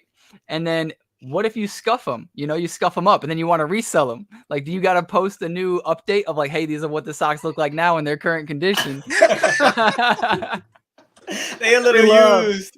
They a little used. That one's definitely gonna be low floor price. Yeah, this is getting real fast. I know the value of my used socks is going to go sky high. Yeah, we better not do that, just because some freak in the project out there is going to be like, I want his socks. Please wear them for me, please. Bro, these holes in the socks are a 0.2% attribute. Yeah, Atlanick, I'm telling you, you get your socks, man. Somebody's gonna want Atlantic's use Seal Society socks now. That's gonna be a collectible, I promise you. Oh man, that's too funny. I like it though. I like it. Rarity based drops. We'll have a chat with Manajula and see what he can do. Maybe if there's like a one of one in the collection, maybe we could do a little diamond in the zone. That could be pretty. Yeah. That could be pretty wild. Yeah, then you get a chance to win a diamond ring. That'd be pretty sick. Yeah, that'd be cool. But yeah, once it's redeemed though, then we send it out to you. So yeah. Gotcha. And at the beginning, you did say you wanted to give away a seal on stream at the end, right? Yes, sir. Nice. All right. So we're not ending it. I just wanted to throw it out there so that people know. Nice. I like that, Atlanick. Nice. But you got to be on to get the seal, right? Right. You got to be here. You got to be here when we say seal is being given away. You got to be here. You got to show up. And we got to make sure that you're in the Seal Society Discord and the Atlanick Ocean Discord. And do you want to do it? The Lucky Ocean. The Lucky Lizard. The Lucky Lizard Discord. Lucky Lizards. There we go. No. Come on, bro. No. I'm about to snipe me one today. Hold on. Let me see. This is your guys' thing. This is our thing, but no, the only problem is I'm not as active in Discord as much as I used to be, right? There was a problem like I had to start focusing on my 9 to 5, which is bad, I guess, for this sort of stuff. And I kind of lost my way a little bit. And so now I'm just kind of like regrouping. I mean, I still have I still participate every single day. I still go in there every day. Nice. Not as much nearly as I used to. Dude, I was in there constantly chatting, and it interfered with real life stuff. So there's my little dork. Oh, look at that. Little lizards.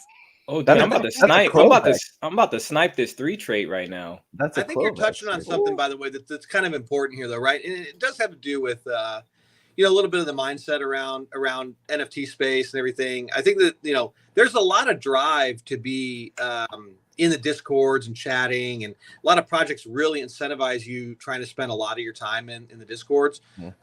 And so I will I will just kind of mention this, that like, I do think that, I mean, I don't know if I want to go as far as calling it like an addiction, but certainly you can spend a lot of time in Discord, in NFT projects, kind of perhaps, like you said, at the detriment of other things going on in your life. Right. So we just want to make sure that our society members understand that, like, yeah, we want to see your engagement. We want to engage with you for the benefit of all of us. We want to see you in there. We want to interact where we can, but there isn't an expectation that you're, in there all the time just to be there, right? Come join us when you can. Come be part of us when you can. When you can't, you got life going on. Don't feel like you have to pop in and apologize. Sometimes people come in and be like, "Oh man, I got COVID and I lost my job and I just haven't had time to be here." And it's like, hey man, I get it. I get it. Do life. You do you, and we'll see you when you have time for us. That's real. Hey, I got one of the only 3/9 trade Lucky Lizards. Yeah, I don't know if you were paying attention, but you were still sharing your screen, so I brought it up. Oh, my bad. Hey, it's a blessing, dude. It was live. Well, there you go. Yeah, I got that. I like getting trade counts. I like doing trade count rarities. That's my thing. Well, plus you got a Clovex, which is like a Rolex, but it's got a little clover on there or whatever. Yeah, I saw it. Nice. I could not ship out a Clovex. I will say that. I will not. But come on, man. No presidentials going out today. Hey, not yet. Yeah. I appreciated it. The project, I mean, I'm still doing something, you know what I mean? Like I'm still working. It's just I've had to refocus because, man, I was neglecting my family a lot. I was staying up really late at night. I would go to work. I would come home, and my kids were always like, "Why are you on your computer? Why are you on your computer?" And I'm like, I'm trying to do something that's worthwhile for me. right? Because if I don't do this, I'll feel like I missed out, on doing something, and I would have missed out on making a lot of friends, meeting new people, helping people. Like I've helped people. I've helped get people out of jams. Nice. I've let people either borrow ADA to do certain things or money, real life money. I've been on personal phone calls to people who have given me their number and be like, hey man, I need help. I just want somebody to talk to, and so I was constantly in there, and it helped me. And then,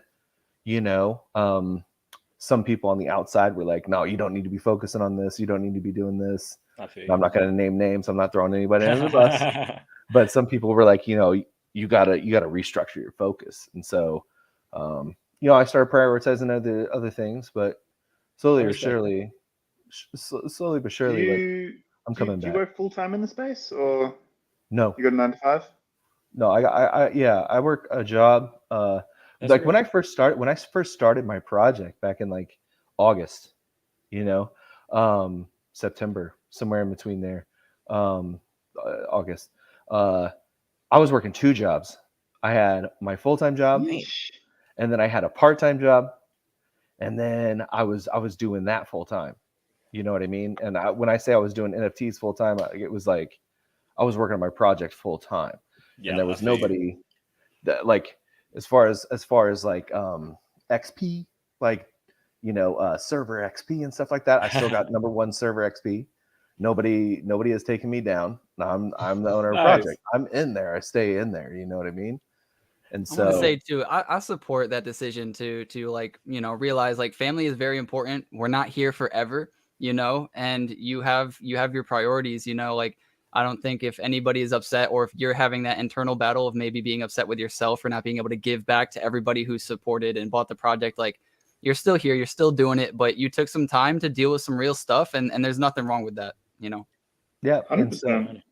And so focusing on mental health and stuff like that has been kind of what I've been doing, and doing a podcast, getting out, reaching out to other people is not anything I'm unfamiliar with, but it's like just getting to meet new people and kind of realizing we all kind of have the same struggles sometimes, and definitely not alone in the space. And so that's really refreshing. But yeah, it was a gauntlet, dude. It was awesome though. Like, are there any like top resources you found for like? So like I personally love the waking up app for like meditation and doing those kind of things, just like de-stress a bit. Are there any like top resources you'd say? Well, so talking to me, like, I mean, I'm you know what I'm saying? Like, I don't have friends. You know what I'm saying? Like, I'm a father of 3, a husband.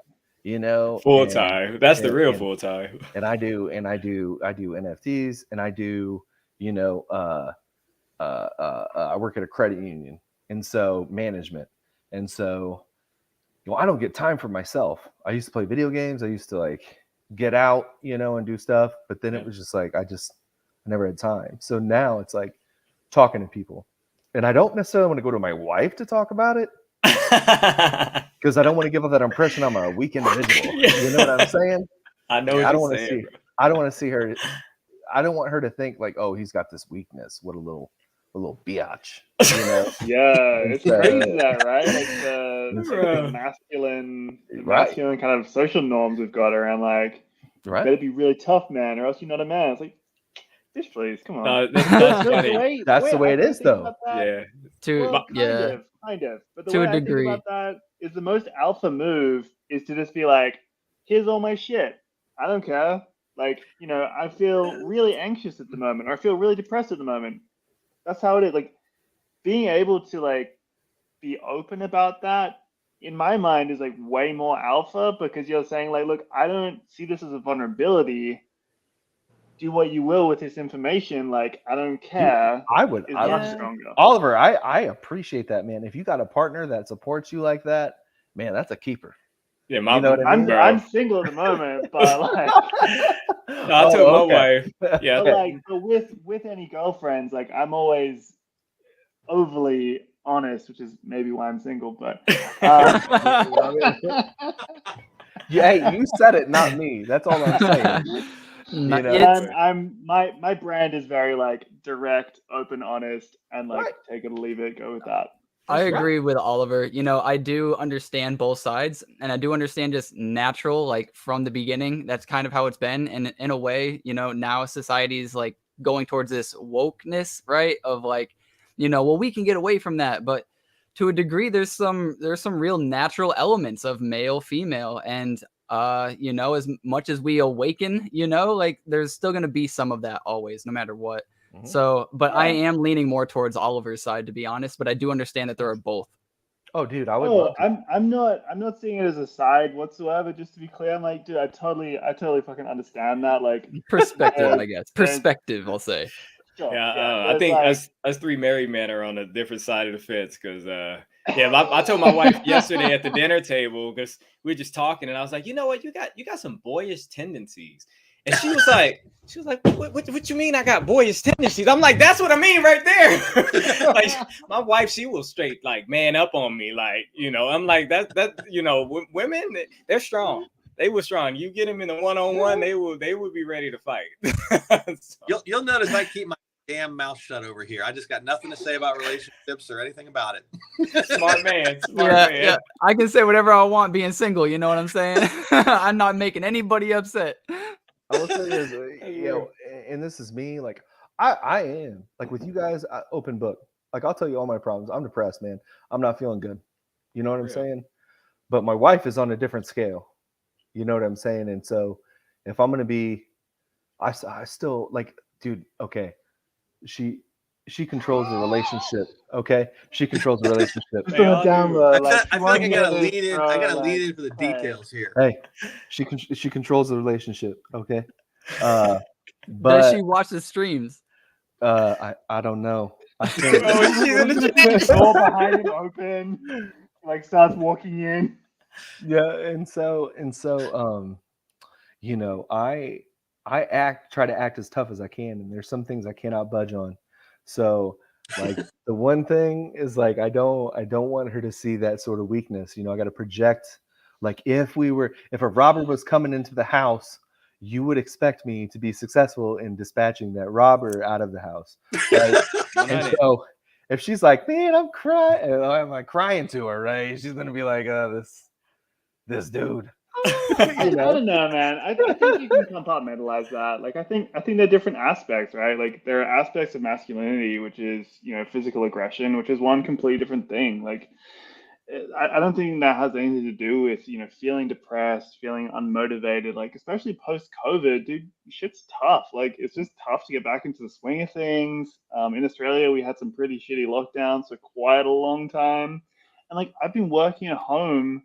I mean, I'm working full time in Web3 now, but like when I was working my jobs, I was working at home for like 2 years, right? And like doing that kind of shit, and then like trying to get back out into the world, it's a weird time. Like I don't think there's anything wrong with like talking to your wife about that. If anything, I think that's good, man. It'll probably like strengthen the relationship. I think. If you're able to be real with someone, just like connect with them and communicate, and they think badly of you for that, that's on them. And also, like, it's a good indicator that they're not a great person. But I'm kind of hoping that if you married her, she's probably a good person, and it's probably good to connect. Yeah, we got married. I met her, you know, March 23rd of 2006. You know what I mean? Beautiful. And so it was like we got married. I got engaged to her like 6-7 weeks later. Wow. And then we were married the next year. So, beautiful. And keep in mind, at the time, I had 2 girlfriends. I had no business being with a girl. You know what I mean? Because I had 2 girlfriends at the time. Believe it or not, you know, I was an attractive male and stuff. And so I had 2 girlfriends. I had no business with her. And there was something I don't know what it was, dude. I'm serious. But when it hits you, it hits you. And then. You know, I think you know, I can be real with her. I there are times where I have opened up or whatever, but then sometimes with other girls too. Now this isn't just my wife, but with other girls too, right? They can sometimes weaponize it against you. You're like, oh, you was crying Yeah, like a but little then bitch. get out of that. You know? Yeah, if they're gonna start, if you're gonna start doing that, you know, you gotta. That's when you're like, all right, you don't think I'm a man? You're gonna come at me with that shit? Let me bring up the other stuff, you know. And it's like, see, we can play tit for tat. Let's not. Because No, we that's not what can. we do. But you know what I'm saying? Like, you know, it was a learned behavior. It wasn't because of my wife necessarily. It was because girls previously, right? And so, Yeah. I've just like some scar tissue around that. So like, you know, in the past that's happened. So then like if it comes up and you're like about to say it, your brain's like, bitch, you remember how this went last time? Right. You remember what happened? Don't say that. Right. Yeah. And a lot of stuff is learned from your parents too. I mean, like, you know, whenever my wife manhandles me, so I'll just throw that out there. Yeah. I don't even try to fight. I don't even try to fight. Like, no. But yeah, I mean, women are great. I mean, that's the bottom line. Every single Australian woman I've ever met or talked to has seemed like the most badass chick I've ever met in my entire life. Maybe they don't like to be called chicks, but gals, ladies, you know, whatever they want. If you want to be Sheilas. really like Sheilas? G'day, Sheilas? No, but that's an Australian thing. I didn't know that was a thing. I feel like you're setting us up to get it's like Australian, British as well. Yeah, there's a lot of like. I'm gonna call my wife that. She's gonna be like, "Who the hell you been talking to?" Yeah. You put on a new cologne, you walk by her, you say, "What's up, Sheila?" Yo, bro, I'm not. You ain't gonna see me again. No.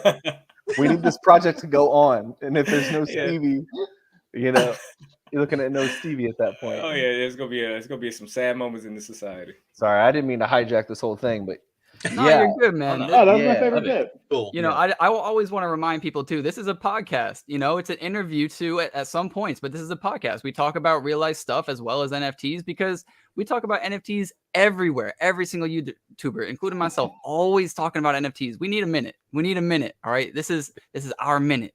You know. Yeah, that's real. New Zealand ladies are the best. Is Andy also Sergs? Because that sounds like one of our New Zealand friends. Oh, the governess? Yeah. Nice. Seals is still in here. How many in the chat right now? We got 24 people in the chat still. Oh, still holding it down. Nice. That's cool. But clean up. Check out the Waking Up app if you're not doing any meditation in the moment. Check that out. I think that's pretty cool. Just doing some meditations on a regular basis, just like pull yourself out of shit is I find that quite helpful. Just like get my focus out of things. Yeah, I know a dealer for some shrooms too. If you look at got the gold caps, you got them bad boys. I'm just playing. I don't know what I can say on here, but bro, I'm playing. Oh my god! There goes the video. It's getting taken down. Demonetized, unfriended, the whole unsubscribe shit. And we had a good run, boys. Yeah. Well, that's the end. Yep. Hey, guys! For the seals that are still in the chat, hanging on, I'm super curious. You know, a bunch of you have now heard us interview a couple of different times, and I'm curious, like, what are some questions that you have that we haven't touched on yet? What are some things that we haven't hit? We'd love to cover something new. You know, a lot of times you see the dream happening live here. You know, the spark for something might start right now with a question or a comment that you have out there. And, so with sorry if I cut you off, my bad. But I was just thinking, I was like, all right, I actually didn't ask. Are there going to be different amounts of tokens airdropped to different colonies? Which tokens? The fish token. Because there'll be different ones with ADA. Like you've got your sophisticated get bonus staking reward or bonus. Wait, is that ADA or fish? Fish, yeah. So sophisticated, they get the bonus on the staking rewards. That's a sophisticated colony utility. The way that I envisioned it was they can get up to a double, and it increases percentages. You know, the longer time that is staked. So that's definitely going to be a sophisticated colony perk. Another thing with sophisticated too, they're the rarest colony. They're 10% of the collection at 333. So that's why if you look at the sophisticated floor, it's usually the highest floor that we have. Sophisticated is going to be super, super sick, especially once them fish start getting out there. Gotcha. I know that there's been there's been some chatter about this in the chat, and there was, especially when we got started. I don't know if it's dangerous ground to tread into, but hell, we might as well, since here we are live. So a lot, there was a lot. There had been a lot of focus on which one of the 3 third-party websites are we using as, quote, the official rarity of the project. What utility or what role is there within rarity, within trait rarities for the project? Stevie or Oliver, do you have an interest in touching on that a little bit, and discussing how rarity is relevant to our project? Because I don't want to skew so far in the other direction and say, well, rarity doesn't matter at all, because that's not true either, right, guys? I mean, we definitely do think rarity is an important component, but it's just a complex rarity that's important as well, with that sometimes the websites don't capture all that very well when it comes to the utility that's baked into the various colonies. The 2 major ranking websites out there, neither one of them they both attempt to it, but neither one can capture all the inherent rarityness of how the utility is going to be baked in. So I think we got to touch on that a little bit, though, because people are curious. I can touch on that. I was actually talking to CNFT Tools in CNFT Jungle today.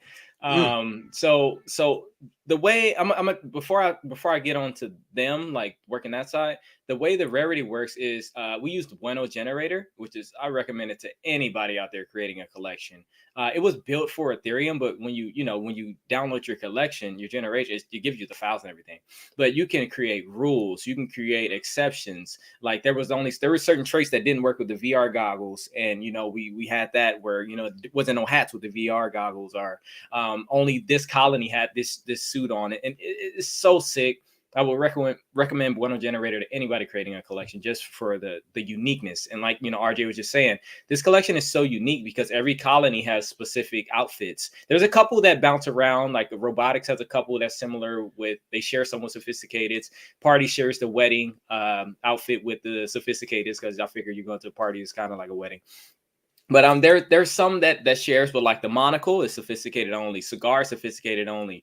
And what happened was, in the Bueno Generator, it shows that sophisticated is the most rare, and then it kind of goes into the other colonies and it kind of breaks it down, and it looked really, really nice. But for some reason, when we generated it and it got into like CNFT Tools, CNFT Jungle, I don't know if it carried the weights the same way, because the sophisticated is 333, but the cigar may be only like 90, or like the bubble gum may be only like 80. So a lot of the like different colonies kind of got jumbled in there in the mix, and it didn't carry the colony weight all the way. So what we're doing right now, I'm actually creating a JSON file with the original Bueno Generator rarity, how kind of envisioned the project, and they told me I can go ahead and submit it to them, and they'll go ahead and get the rarities fixed. So yeah, that's something we're working on right now, because I know it's really confusing, especially like CNFT Tools to show something at like 40, and Jungle would show it at like 600.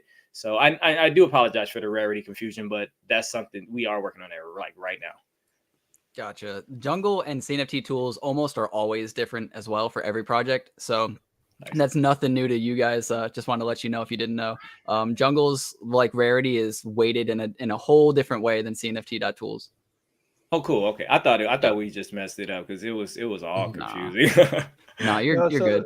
So Jungle, I think, goes in with a kind of like OG natural rarity, to where it doesn't break it down like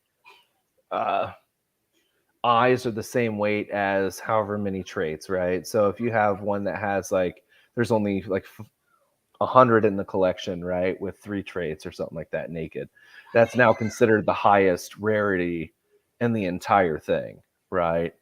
And so whereas when CNFT Tools, when I had to deal with them, they were like, okay, how'd you work out your rarity? Show me the formula behind it.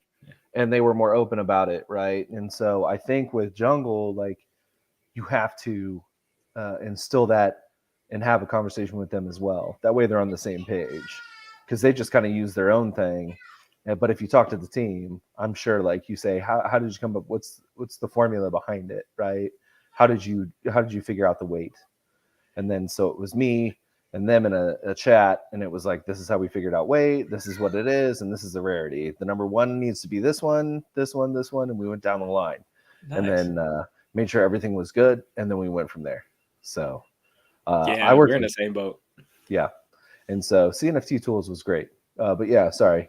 No, you're good. I just wanted to get to some of the questions because, I'll get carried on and I don't want to forget anybody in the chat that's got questions. So Nate Does Gaming, he wants to know, I was just wondering if what's in the works for attracting new holders?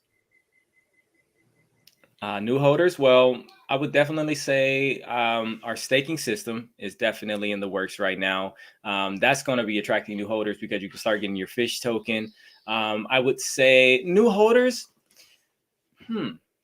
I think things like this actually attracts new holders, giving them showing face. And a lot of older projects, you don't really get to see them in the spotlight anymore. And we're not even an old project. We're not even a month minted, but so much going on, you can kind of get overshadowed a little bit. So I think things like this, it's a good opportunity to introduce ourselves to somebody new coming to the space.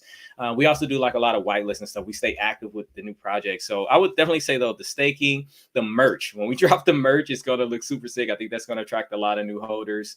Maybe not the staking so much. You got to kind of be a little invested. I would definitely say the merch, and then some of our collabs, because if you're involved with what's going on new, and you see like, oh, the Seal Society is going to be kind of involved, I feel like that could attract some new people too.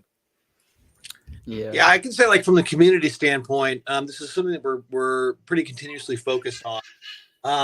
And the overall strategy, I think, remains of continuing to build organically, but you have to kind of consider what that actually means post mint. And I think it's important to be open and honest with everyone in the community, just so that this is well understood.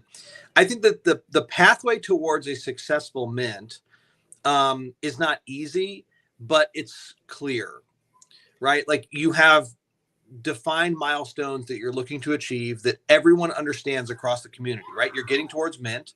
You're trying to build your you're trying to build your community to be interested in your project before mint. Well, post mint, the various branches of where your project can go and sort of like how that ecosystem builds can vary very greatly between projects. So we've been in coordination with a lot of established projects and have asked them these types of specific questions of what have you done to build your communities? Because while we want to drive in new membership, we don't want to fundamentally alter the type of community that we have, right? And so, for example, there are plenty of advertising things that you can purchase, that you can do to get your project name out, right? If you want to buy a bunch of airtime, more or less, I mean, using like old terms for it, if we wanted to buy a bunch of advertisements on various sites and things, we could do that. We could probably drive a lot of eyes towards the project. The problem ends up being is what we don't want is a highly fluctuating price where people are buying, flipping, and leaving the community. What we have found is that it's much better to grow the community in such a way that people come in, get exposed to the project, and actually buy into it for the long-term build out of the project that we're trying to build. So I think that while I think there are a lot of really good ideas that get tossed into the group, what I hope is that people aren't offended or they feel like we're not taking action because we don't pick up every type of like advertising opportunity that pops into the space, or some type of gimmicky thing that sounds like it's a really great idea, but the reality is like if it doesn't fit with like the long-term marketing plan that we've established here, we're not going to alter course just to try to get 10 or 15 more eyes on the project. I hope that makes sense. So, when it comes to marketing, again, I mean, I have to ask as a community leader, right?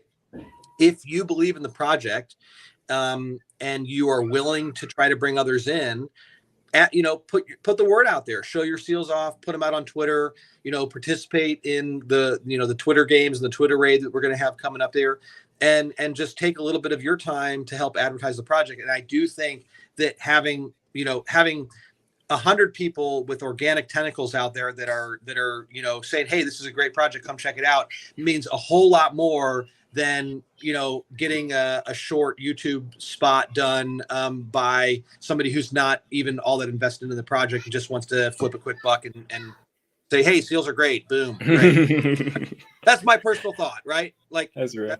Also it helps that they that holders get royalty distributions. That doesn't hurt. That part. Oh yeah, 50% actually goes right back to the holders when we do our snapshot. So it's gonna be pretty sweet, and it's based on per seal. So it's gonna be pretty sweet. Yeah, and I see Patrick says Twitter Spaces. I wanted to shout out earlier when you were saying that you're on, like, here and showing your face. You guys are on Twitter Spaces a lot too, so I respect that, man. But we thank you, Atlanick. Yeah, we re the peg there. So the thing around that was we were gonna have a fish faucet where people could swap ADA for fish. That's not going to be the case anymore. But yes, you can still swap it against any other native assets. We would still be treating it as the value of 0.1 ADA to a fish. So I mean, that'll kind of be the relative value it would have in the fish market and those kind of places where you can actually use it. So kind of still think of it around that rate, but then obviously because there's going to be such a limited supply of it, it's going to be much rarer. People can only get it from staking or from buying it on secondary. So it'll kind of make a very interesting dynamic there, right? You've got like the fluctuating price of fish, and then you've got the assets that you can mint with fish. So I mean, if you're minting like merch or something, like, paying some of that in fish, some of that in ADA, or however that works out being, there's like multiple fluctuations there. But yeah, we will start a liquidity pool on MinSwap soon. And we also have, can you please elaborate by name redacted on what, by military, what do you mean by being able to recruit other NFTs? You about to find out this week. We're doing our military colony week. Yeah, this is the military colony week. We got some recruits coming in hot. So I would say if you got a military seal, if you're a military holder, or if you're a general, join the meme wars, and you got a chance to recruit your first CNFT this week. Oh man! Yeah. Oh man! Yeah, so what about joining armies? So like you have like, let's say you guys control the sea, right? Because it's seals, then you have the land, which could be any animal that's on land, right? And then you have air, which I don't know exactly who would be in there. The seagulls. Seagulls. And then you have what you guys have a tribute that has the Baby Alien Club. Oh yeah, Baby Alien Club. Right. Yeah, and yeah, so I don't know, that maybe there's something you can do, land, air, and sea takeover, you know what I mean, or something like that. I don't know.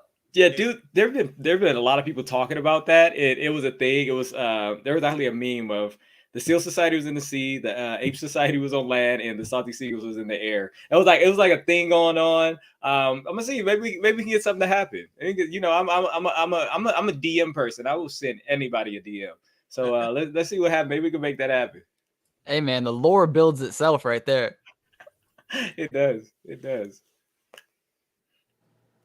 Because I've actually heard of people doing pink slips, right? So essentially, it's random. This is really risky, dude. Like, and not many people would be into it. But basically, setting it up to where it's almost like a battle royale. People could put up pink slips, right? And so they fight it out, and whoever wins randomly gets both NFTs or whatever. It's risky. Whoa, you on the dark side of Cardano. I never heard of that.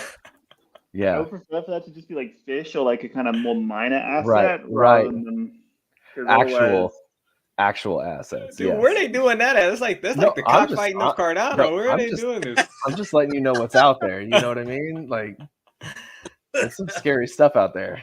Dude, yeah, I never heard of it. We got to talk about that later, Cleanup. I'm curious now. I'm like, where are they doing that at? Oh man.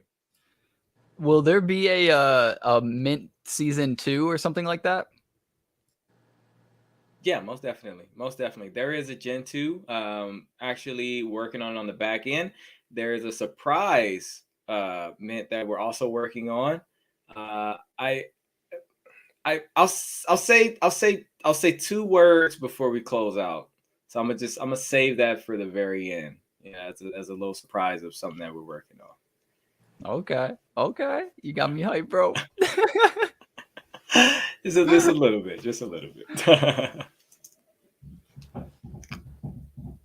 So yeah, I'll let Cleanup go. What's up?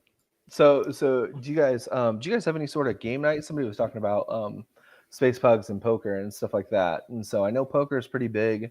Have you guys ever you guys do game nights? Is that correct or no?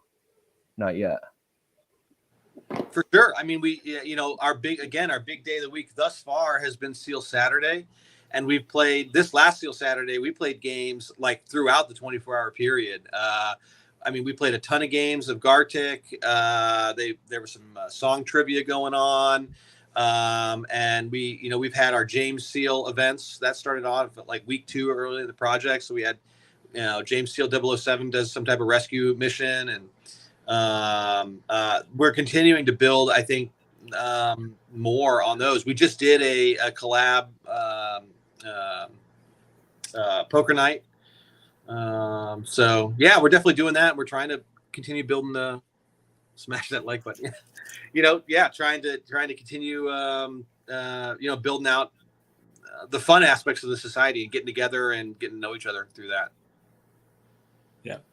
Yeah, we collab with a lot of projects too. We just was one of the SEALs just won the Cheeky Aunts poker game. So we're we collab a lot. I know Atlanick, we got to get in that OG Bears poker. We got to get in there, man, and have fun. So that's one thing we really try to collaborate and network and be open with the entire community. We're just gonna get the SEALs together and just go start prize sweeping all week long. Gonna pop into this Discord, sweep the prize. Be like coordinated blackjack tables, just taking everything. So we have Zaha here says, are we going to get governors like the proxies have their 6th proxy? And then, is he talking like a surprise governor trait type thing?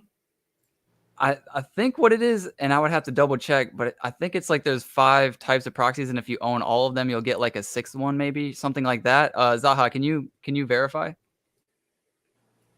Because I love the proxies, but in all honesty, I need to do a little bit more research again. I knew everything like a month or 2 ago, but it's been a minute. Yeah, I need to get on this proxies. I sadly only own one proxy. I love my proxy, but I've only got one, so I don't know about these, big whale holders and their benefits over there. I just got my one proxy. Yeah, I need to snipe one. I heard actually, shout out Timmy. He the one who hit me to proxies. I saw his video on the proxies. I need to snatch one. But there could possibly be something like that for governors. Yes, a drop. There could possibly be something. I know that the governors definitely have a lot of utility, especially right now. We're in like a whitelist type of phase, and with the new projects, to stay relevant. We're doing a couple collab traits. We just did one with Summoner's Guild. They got a seal in their collection, so we're staying relevant, showing face with a lot of new projects, and governors are getting that paid off. Like RJ just got the plug on that Atlantis, the new metaverse coming out. Any governor, you just go in there, tell them you're a governor. They instantly got whitelist. So we're doing things like that for multiple projects. But there could possibly be some airdrop action going on.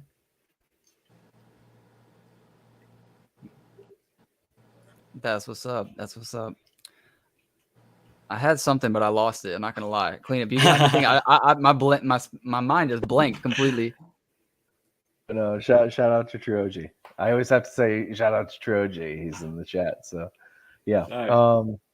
But yeah, so going forward, what do you guys most okay, never mind.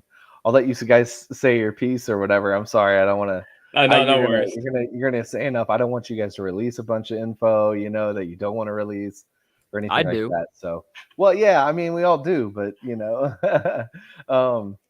So what's next? Like immediate future wise, I know you guys are working on staking, so that's pretty big. Like that's a big venture to get into for sure. Mm-hmm. But what else do you have planned? Are you guys going to go to the CNFT Con in October, or how is that working out for you guys? Oh yeah. Late. Thank you for bringing that up. I locked it in with Nick. Shout out to Nick over there, Nick Ayas. Shout him out for over there at CNFT Con. He locked us in. We got a beautiful 20x20 booth at the farmers market. So it's going to be outside vibe. You get to feel the breeze on you. We're going to have a seal mascot walking around, taking pictures. Got the seal balloons. It's going to have the theme of the initial when we crash landed on this seal planet. So the lore goes, there was, a group of humans who got funded by the decentralized nation of Earth to go find this habitable planet. Once they get there, they crash landed, and they're trying to get their stuff together, and these seal beings come and greet them and kind of helps them along. And the artist that was on the ship agrees to create portraits of them as a thank you for helping to fix the spaceship. That's like a short version. But it's going to be like a spaceship theme. It's going to look super cool. We're going to have physical merch there you can purchase. I guess I'll give a little alpha. So I think a couple people know, but we are working on a comic book series for the Seal Society. I don't know if that was alpha too much. I don't know if I told it or not. See, that's the problem with my alpha. I don't know. I don't remember if I said it or not. But we're working with an amazing guy named Mike Ponce. He's amazing. We're working on a comic book series, and eventually it'll turn into a graphic novel. But we plan on having the first one out before CNFT Con for sure. It's going to be an NFT. You can watch it straight from your NFT. It's super, super sick. I'm going to have some burn mechanisms for physical copies and for the next, illustration. But that's going to be a TNFT Con physical copy. And I'm working on doing a guest speaker thing at CNFT Con where I want to kind of speak on CNFTs in the space, our value in the space, and in comparison to NFTs. Because I was just on I think I spoke with you earlier on this. I was on a call with David over at Yumi Universe, and really nice people over there. Any new projects, shout out Yumi Universe because they're super nice. But we just going over numbers and talking and saying that CNFTs are like 1.42% of the total NFT market value. So like we're just a drop in the ocean right now. I know a lot of people think that there's not enough for everybody, and there's kind of this tribalism going on and things like that. There's so much out here. There's so much space available. So I kind of want to speak on that at CNFT Con. But yeah, we definitely got a couple things planned. That's what's up, man. I wanted to ask too, what are your guys' favorite projects outside of your own? Is there any like what's your favorite project? What do you own like the most of? What do you like hold in to kind of like use as an investment? Nice. One thing I did want to speak on this a little earlier. I sold out and I'm so salty. One of my favorite projects is the mandrills. I just love the vibe. It speaks to me. It reminds me of like graffiti and that type of vibe that I kind of grew up on. And this is when I was Ada poor. And I got lucky. I tried to mint from 3 different wallets, and one of them actually minted, and I got 2 of them. And I was struggling at the time, and they was at like 80 ADA, and I sold them, but they sold for like 90 something, a little more than floor. But I swear, as soon as I sold my mandrills, that week is when they mooned, and I was so salty, bro. I literally, it was like that same week. I was like, God just told me like you just effed up. That's basically what he told me. So yeah, man, I was so salty, but I love I'm about to buy my mandrills back. Mandrill, I would say that's one of the projects that I really like. I also like some of the new projects. I minted Clapes. I like Clapes. They look really, really cool. I minted King Tigers. I like them. There's a couple new projects coming out. Reaver Empire. They're coming out, and I like them because they're like animated pixels, robotics. They look really cool. I minted an OG Crypto Dino. Well, not minted, but I got one on secondary. They're OG project. I didn't know that the guys over at CNFT Tools, they created Crypto Dino. So, I got plugged in with them. I just been minting things that I meet people. And I think that's kind of cool because I'm getting an attachment. Like I can attach a face to it, like I know like Cleto, hey, I got my lucky lizard popping, I'm more emotional with my NFTs now because I'm minting them, I'm getting them based off relationships. It's kind of feel cool. Yeah, I appreciate you rocking the Atlantic Ocean in the background too, homie. Oh yeah, shout out, you already know. Yeah, you already know. Yeah, Atlantic, as soon as you told me, I snatched one. Yeah. So RJ, Oliver, what are you guys holding, man? What's your like biggest bag? What are you looking at as an actual investment? And you just love the project. You're holding for the long term. You don't care about these ups and downs. All right. You can go ahead if you want. No, you go. You go. All right. Well, my biggest bag is easy, and that's seals. I got a lot of long-term faith in this project because I know who's running the project. So That's real. But let's see. I'll tell you, and maybe this is heresy talking about another blockchain. And I'll be first and foremost that I'm not super big into ETH.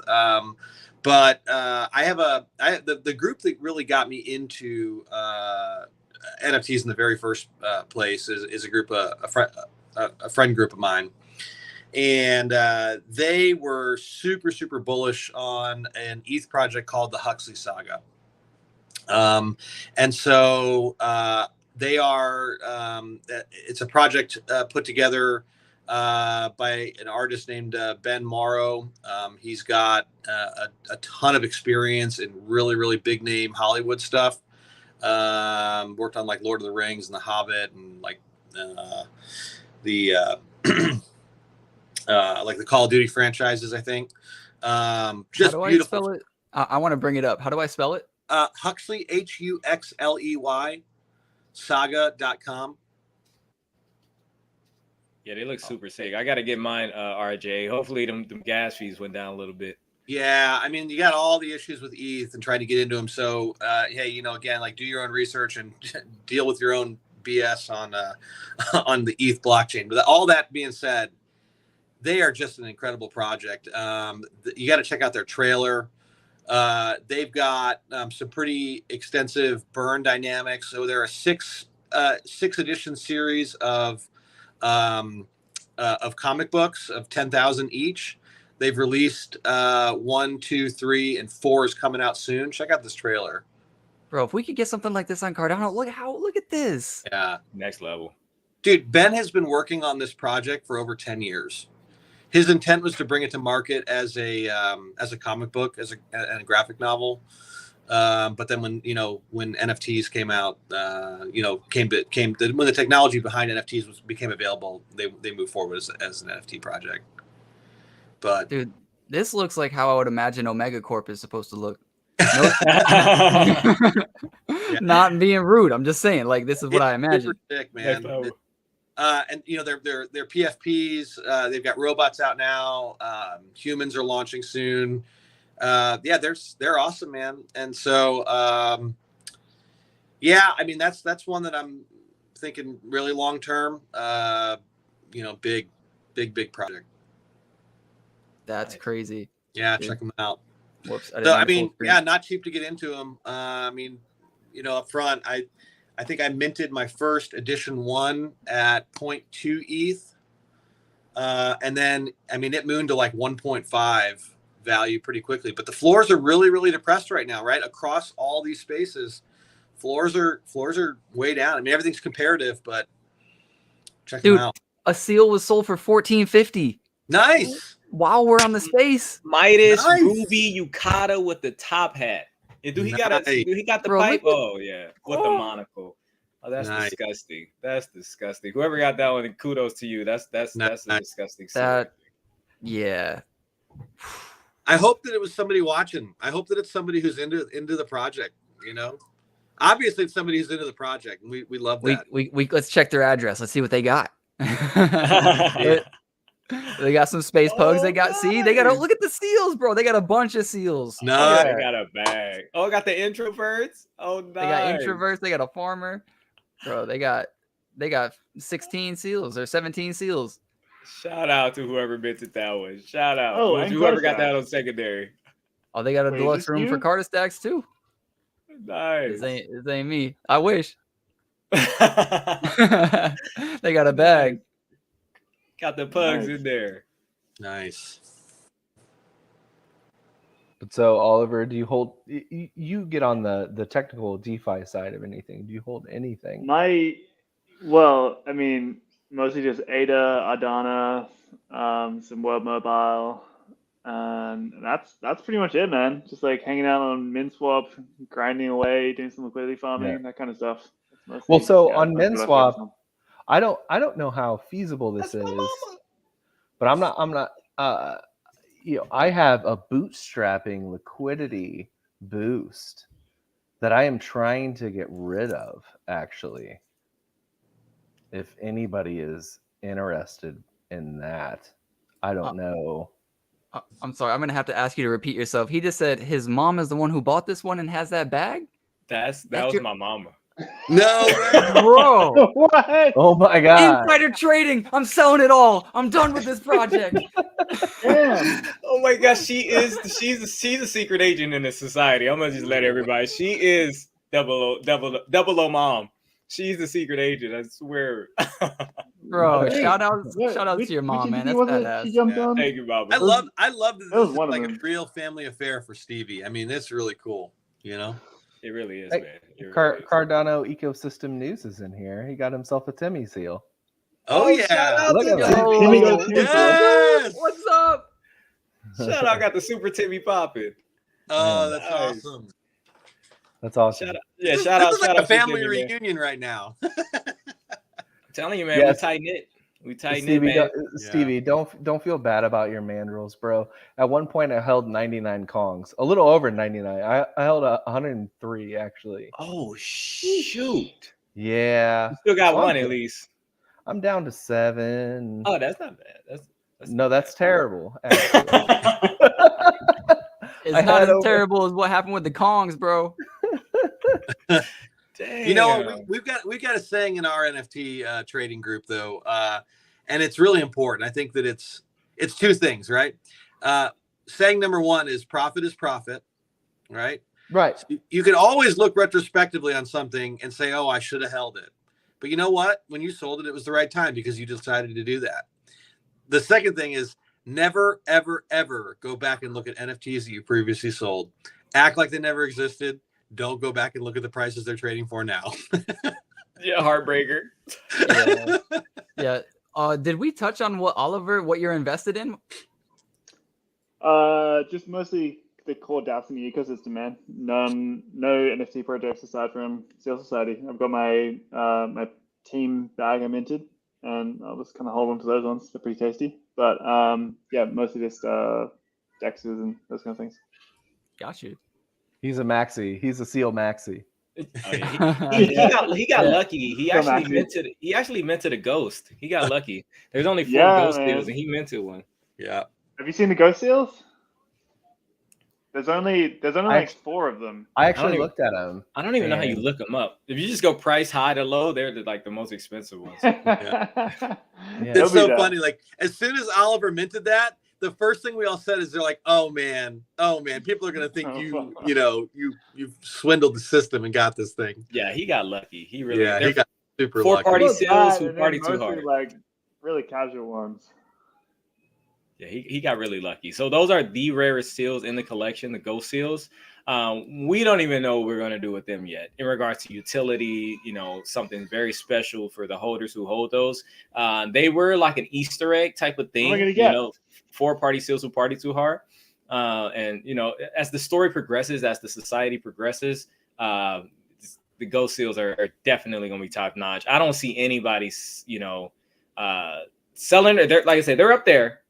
So when they trade, that's going to be a landmark moment for the Seal Society in regards to the rarity aspect. So, You about to be on Forbes, baby. hell yeah!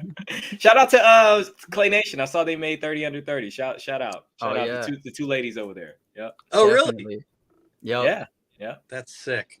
Yeah, Clay Nation's an amazing team.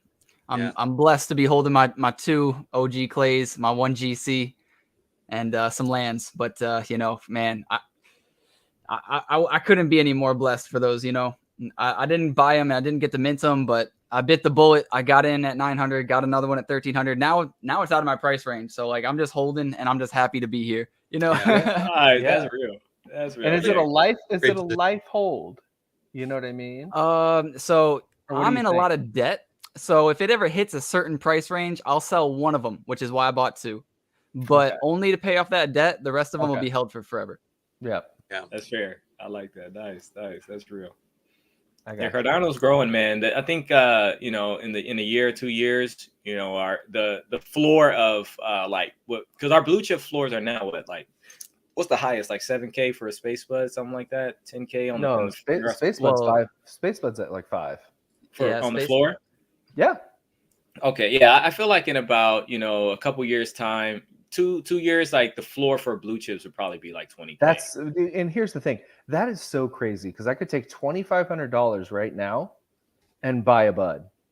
You know what I'm Yeah. saying? And to me, That's it was real. like, bro, at $3, it was selling for like 4K, 6K. You know what I mean? Yeah. And That's and, real. and you're talking mad money at that point. That's a car. That's a decent car. Yeah. You know what I mean? Everything's Yeah. on discount right now. Everything. Yeah, but here's the thing, and this is what I'll say to people: like, use your real life money to start stacking ADA right now. Okay, don't worry about selling your PFPs, your CNFTs. Hold on to those. Take your real life money and start throwing it into ADA. Not financial advice, because you're gonna make so much more with the projection of ADA the way it's going. I don't know. Ask Oliver. I saw a hilarious. It's a kinda good related. time to dollar cost average. Okay, I've got a few caveats for people. One thing around a lot of NFT projects is look at where they're hosting their actual files. Just a reminder for everyone, at the end of the day, NFTs are a small bit of code with a link on them. That link is going to an image file. That image file is still hosted on a server, right? That's the IPFS link. Now, if people are kind of doing things like Seal Society did, they're using Pinata, they're using a pinning service on there, they're paying to get those stored. Some projects aren't paying to get those stored. They might be stored on like 1 or 2 servers. In a year's time, that project might not exist. As in, yes, it will always be on the blockchain, but that is only a line of code leading to a broken image link, right? That's worthless. So don't invest into some kind of, don't purchase an NFT just off the bat without doing any research into what their plans are. Who are they using for pinning? Like a lot of projects don't say what their plans are around storage, and long-term storage is the asset. In that case, in a year's time, you might open your wallet and just see a broken link there. That image doesn't exist anymore, right? If those servers go down, they go down. That's So just dark. remember that, guys. Yeah. Secondly, yeah, I think dollar cost averaging in at the moment is good. A lot of exchanges will allow you to dollar cost average in. It's still like a scary time economically. Everything's crashing at the moment. There's nothing to say that the whole Cardano network couldn't get completely taken down and this can be, off the map. So don't invest more than you're willing to lose. The main reason, like everyone says, don't invest more than you're willing to lose. And it's always this thing like, yes, mom, like, okay, fine, I'll do that. But there's actually some real benefit there in that if it's an amount that you could just walk away from and say, like, yeah, okay, then it's going to mean that when that's bottoming out, like we're in a bear market at the moment. I got a lot of bags at ADA. If I wasn't prepared to lose that, it would be quite stressful. And right now I'd be like, oh shit, man, I got to sell. And like I sell at a loss and, go through that whole process. If it's money that you're fine to just let sit there and you're like, cool, I'll see that in a couple of years and see where it goes. Sweet. If you have excess money, yeah, dollar cost averaging in is cool. But at the end of the day, these decisions that individuals need to make for themselves and like really not kind of gamble into the market. They need to be cautious there. Dangerous times. Yeah. That's real. Yeah. I will say this: the lizards are on Pinata, so Hey, you're safe. Okay, Let's they go. ain't go anywhere, baby. I'm about to ask you, Cleveland, when the season 2 coming, man? So actually, so here's what happened. Okay, October 2nd we launched. Okay, and everything was great. Like we were popping, everything was great. Like so, I had 1,000. Right.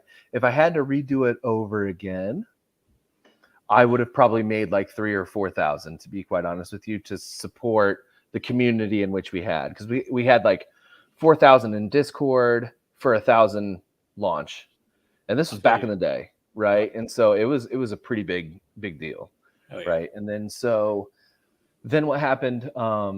I dropped. We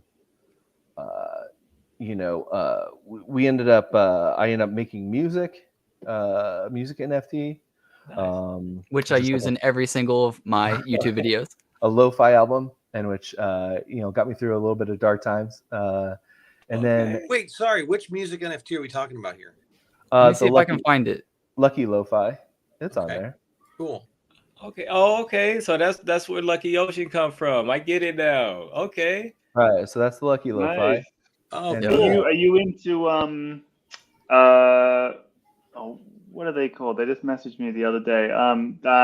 That project where they're looking to build like a Spotify Project Noom. Yeah, I've spoken to them once or twice. I currently have another album in which I have nothing to do with. Like I'm kind of figuring out what I want to do, you know. Yeah. So I it's just sitting here in my back pocket, you know. And so yeah, then we came out with our official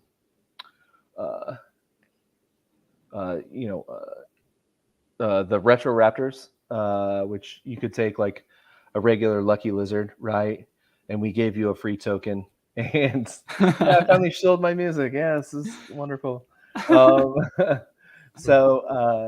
it's very like, so the music to me was like very raw. Like it was to me, like just because there's an emotional attachment to it. Like just again, I was going through a dark time and I was wondering how I'm spending my time. So in the background, you can hear like, it's almost like a clock ticking, you know what I mean? And I plugged in like an external mic and sounds in my backyard and hooked up my keyboard and then just started going to work. And so nice. That's yeah. Real. Is one of them the beat for the song Atlanick?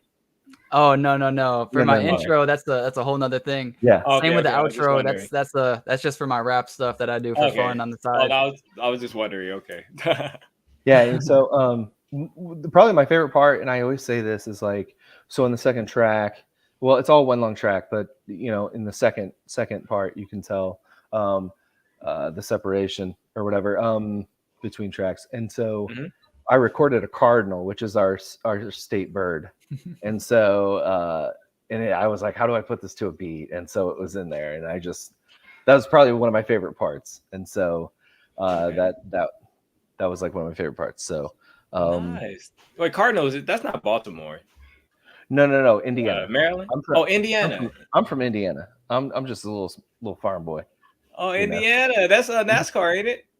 Well, Indy 500. So it's like more like the supercar, the F1s and stuff like that. So or Indy cars. But yeah, they have NASCAR, which is Brickyard 400, I guess, is a big one that's here in Indianapolis. But oh no, well, hey, I hit Indianapolis. I'm crashing your party.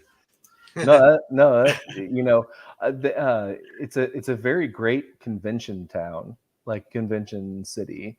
Like Super Bowls have been held there, March Madness is held there, like Indy PopCon. There's all different sorts of stuff there. Oh, cool. So, okay, I got a reason now. Yeah, and so then we came out with Retro Raptors. Basically, you took your lizard and mixed it with this nice little Raptor drink or Raptor vat, right? And they would go in there.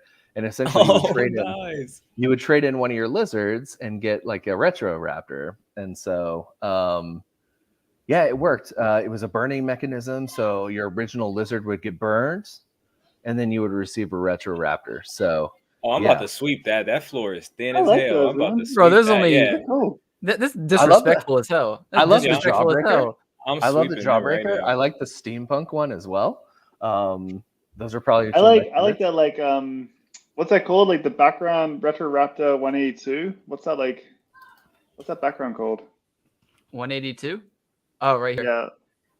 Yeah. So like that patchwork kind of thing. That's so cool. So we created the vectors for that, and that is 100% like original, like artwork created. Nice. You're not gonna see that on any other background. I do like the Game Boys. I mean, the style is around a lot. I just really like that style. Oh, that's clean. Yeah. And so, so yeah, and then now I'm kind of working on something else that's pretty big. And you know, for me myself, I've already teased it to a couple people or whatever, but yeah. You didn't tease it to me. Yeah. Soon enough, you know. I'll come out something. I made custom glasses, like Aeonium Sky glasses. Aeonium Sky is like one of my favorite projects or whatever. Shout out to them. the block just dropped for them. So they just dropped nice. block 14, I want to say. I like their art. It's super sick. Yeah. Their art is amazing. Yeah, and so I made custom sunglasses for them, and they shouted me out. Like, that was pretty cool. Nice. So yeah, you know, and that's going to probably be featured on the next part of the project, as well as like the Meta Jeweler stuff and necklaces. And I'm really just trying to curate it all together. And this is something that is done wholly and singly done by me. So that's real. Yeah, I'm just going to take my time, do it right until I'm satisfied, and then go from there. And who knows, there might be some lo-fi in the background or some rap beats in the background, you know. For the record, Stevie, I was a DJ at 91X in San Diego and Live 105 in San Francisco for a little while. And so you know, one of my favorite. I did some hip hop, man. I used to go by Creepy Fingers back in the day. Okay. LA and Palmdale. Yeah, I know about that underground vibe. Yeah, and so Palmdale. Yeah, you know what's up. Come back to me. I need you when I want you, baby. Hey, good times. One of the best shows that I ever saw was out in LA. So they did Wu-Tang Clan with Rage Against the Machine. Oh, and that was crazy. That was a crazy show. Man, that was talk about two completely different fans, but you know what I mean? It worked. Going crazy. Yeah. So, but yeah, that was really great. Yeah, that's one thing I love about the city. It's just the vibe, the energy. Yeah. Hey guys, I don't want to be rude because I could hang out here and chat all night, but I'm gonna have to cut out in a little bit. No worries, man. Well, yeah, we should probably. Yeah, we tend to carry on longer than we should, but sorry. Yeah, no, it's all good. I'm the host over here, and I'm just like, I don't want it to end, but yeah, we just had soon, man. Yeah, what's this notice from Michael? Yeah, Michael's been buying, bro. He over here sniping. Well, over here chatting. He's over here sniping. Oh, that's look at that, bro. He said it's clean. He ain't lying, dude. I want that naked halo with the blue background. That's my favorite background, actually. That like skies blue. That's because my daughter's name is Celeste, so that baby blue. Yeah, that's my favorite. The halo looks really cool on that blue background. I agree. That's nice. That's dope. And cleanup, I just added some liquidity on MinSwap for fish. So maybe hit me up if you're free sometime, and we can talk about whatever that additional stuff you had was for MinSwap. That'd be cool. That's what's up, dude. Shout out. Yeah, this has been amazing, Atlanick, man. Yeah, this has been cool. Dude, I appreciate you guys for coming on, man. So how do you want to go about doing the giveaway though? So are we gonna have to have them put in their Discord name or something, and then we'll do like a random picker? Or I had an idea. I don't know if it's okay with you, but I had an idea. So I had an idea of however many in the Discord. I'm gonna write a number on this piece of paper, so it's very transparent. I'm gonna write a number. However many is in the Discord, I'm gonna pick a number, and then everybody put their numbers in about. You got about 5 seconds, and I'm gonna flip it over with whoever put that number first is gonna be the winner. Is that okay? Yeah, that sounds cool, man. That sounds cool. All right. So as soon as we pick them, though, are they gonna have to immediately type in a Discord name so that we know who to get in contact with? Yeah. As soon as we pick, get their Discord name, and then we can go ahead and get that airdrop in. It's gonna be a military seal for the military colony week. All right, stop spamming numbers, you jerks. You freaking cheating. Yeah, don't put them yet. It's not going to count. It's not started yet. What a bunch of jerkwads. Get out of here. Look, it's even your mom's getting in there. Not yet. So, all right, how many is in there? We have 26 people live at the moment. Okay, so I'm gonna write a number right now. I got it now. All right, Atlanick. Soon as you say, or can you type something in the chat that says like go, and then we can get it from there. All right. I'm just gonna say go. All right. When you see go, There's and a after wait. go, There's a good question there. One guess or multiple? I think it's just one guess each. One So if you guess. do One multiple guess. guesses, not One counted. guess. Yeah. one guess, and if it's not picked, then we'll run another round. Okay. All right. 3, 2. I typed it. After I type it, get ready. Once you see it, you're good to go. You can start spamming your numbers. Only do one, One please. number. Please. Spamming your one number. Yeah, spamming your one number. Is there numbers in there? We got Yeah. man, there's so many numbers. All right. I'm flipping it over, y'all. Can you see it? Wait. Yeah, all right. Oh, all right. dang, the I can't freaking see it. background thing. Hold Yeah, on, we hold can't on. see it. We can't see it. This is actually good though, because it gives everybody time Hold on. to put in their Alright. number. I'm gonna change my background really quick. All right. You're back. That's hilarious. I'm getting hacked by the freaking. There you go. Can you see it? 16. Who typed in 16 first? Let's see. Edward Edward? typed 16. Woo! We got Edward right here. Edward. Edward with the win. Congrats, Which Edward. deal does he get? Do you have a picture of the one that he's gonna win? Yeah, Edward, you know what? I have a military seal. Let me see. Where is it at? I think I have the exact one that was in the promo today. Let me see. This Edward, one. please type your Discord name as soon as possible so people don't scam me like last time. Can y'all see the screen? I'm sorry. Let me share my screen. I can't at the moment. Edward, spam that Discord real quick, homie.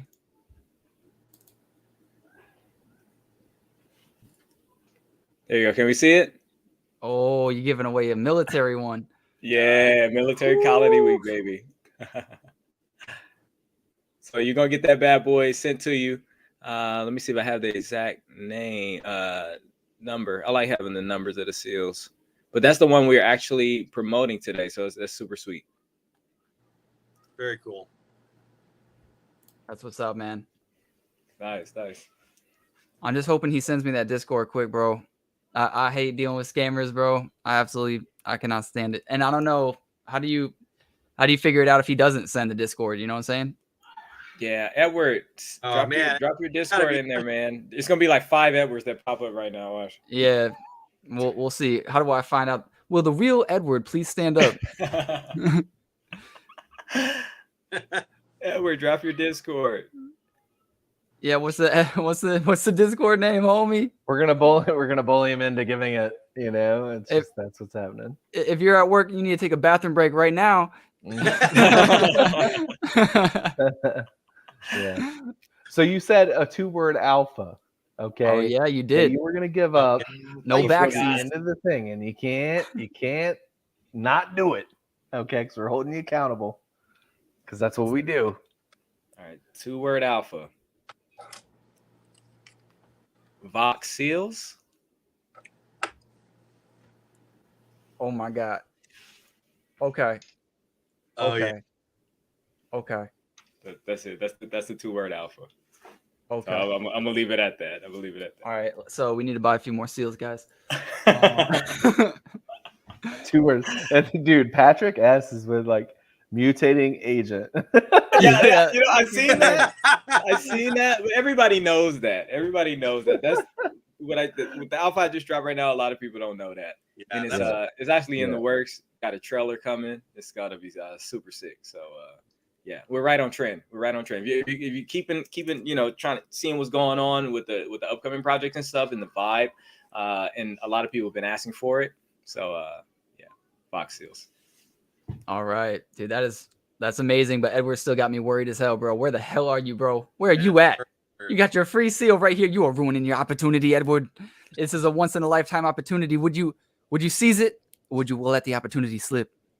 Maybe he's not on Discord. Ah, man. Edward, you got to say something. We're gonna have to start a 60-second countdown here soon. Oh no, that would be. Oh man, I would feel so bad being like, "Hey, you won, homie." Psych. Yeah, like, what happened? Did he disappear? Because I can't. Did he disappear? Oliver, you trying to show something? Should I show it? Yeah. This is just the just started that liquidity pool, so we'll start to add to more, and people will start getting more fish as they go. But yeah, it started in there. 0.1. Oh, nice. Okay. Oliver, you're not playing. Yeah, man. We'll start as liquidity pools. Oh, there we go. There's his Discord. Okay, so we're just going off the number. Okay. You can do that? So is it Edward? It must be Edward. Edward Pound? Okay. Wait, does that work though? Because that's everybody is like the number unique for every person on Discord, or it should be. Only a 4-digit code. There's no way. It's got to be his name plus. Name plus number. Yeah. Oh, let's see. Is there an Edward on Discord? That's one thing I don't like about Discord is that people can impersonate so easy. There are a lot of things I don't like about Discord. It's like he said his name was iCleanup8014. Hold on, let me find him. Let me send him a DM. Oh shit. Okay. Oh man. Let's see. Edward, don't make it hard on us, Edward. Like, you do, man. Spell it out for us, Edward. We're not tech savvy over here. Yeah, I sent you a friend request to capital EDWARD #2252. So please get back to me if that is you. If that is not you, please let me know quickly. Well, we'll hope Edward get his NFT. Yep. We'll hold it for you, Edward. I wish there was a better way for people to contact people through YouTube. You know, like YouTube doesn't have a whole good like community aspect to it. That is true. Especially like a chat or something, or a DM or something like that. That'd be sweet. Yeah, they're adding like a few things. I know Blake CNFT just told me that they added in a utility similar to Twitch, where you can now, like, after this stream ends, I could host all the people watching to, let's say, Blake's channel if he was streaming, which YouTube didn't have before. So it's still in beta, I believe, but that's pretty cool.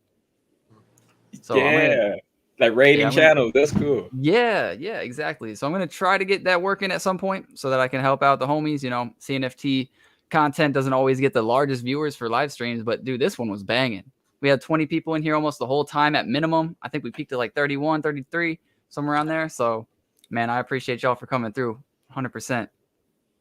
Nice. Thank you, Atlanick, man. It's been a blessing. It felt like it went so quick, too, actually. Yeah, this is cool. Thank you also to all the SEALs that showed up. I mean, our society turns out every time we get on something live, and we're so grateful for them to invest the time with us. It's awesome.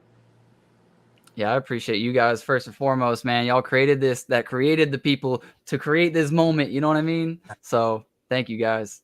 Yeah, nice. Yeah, thank you too, Cleanup, man. I thank you for hipping me to your projects.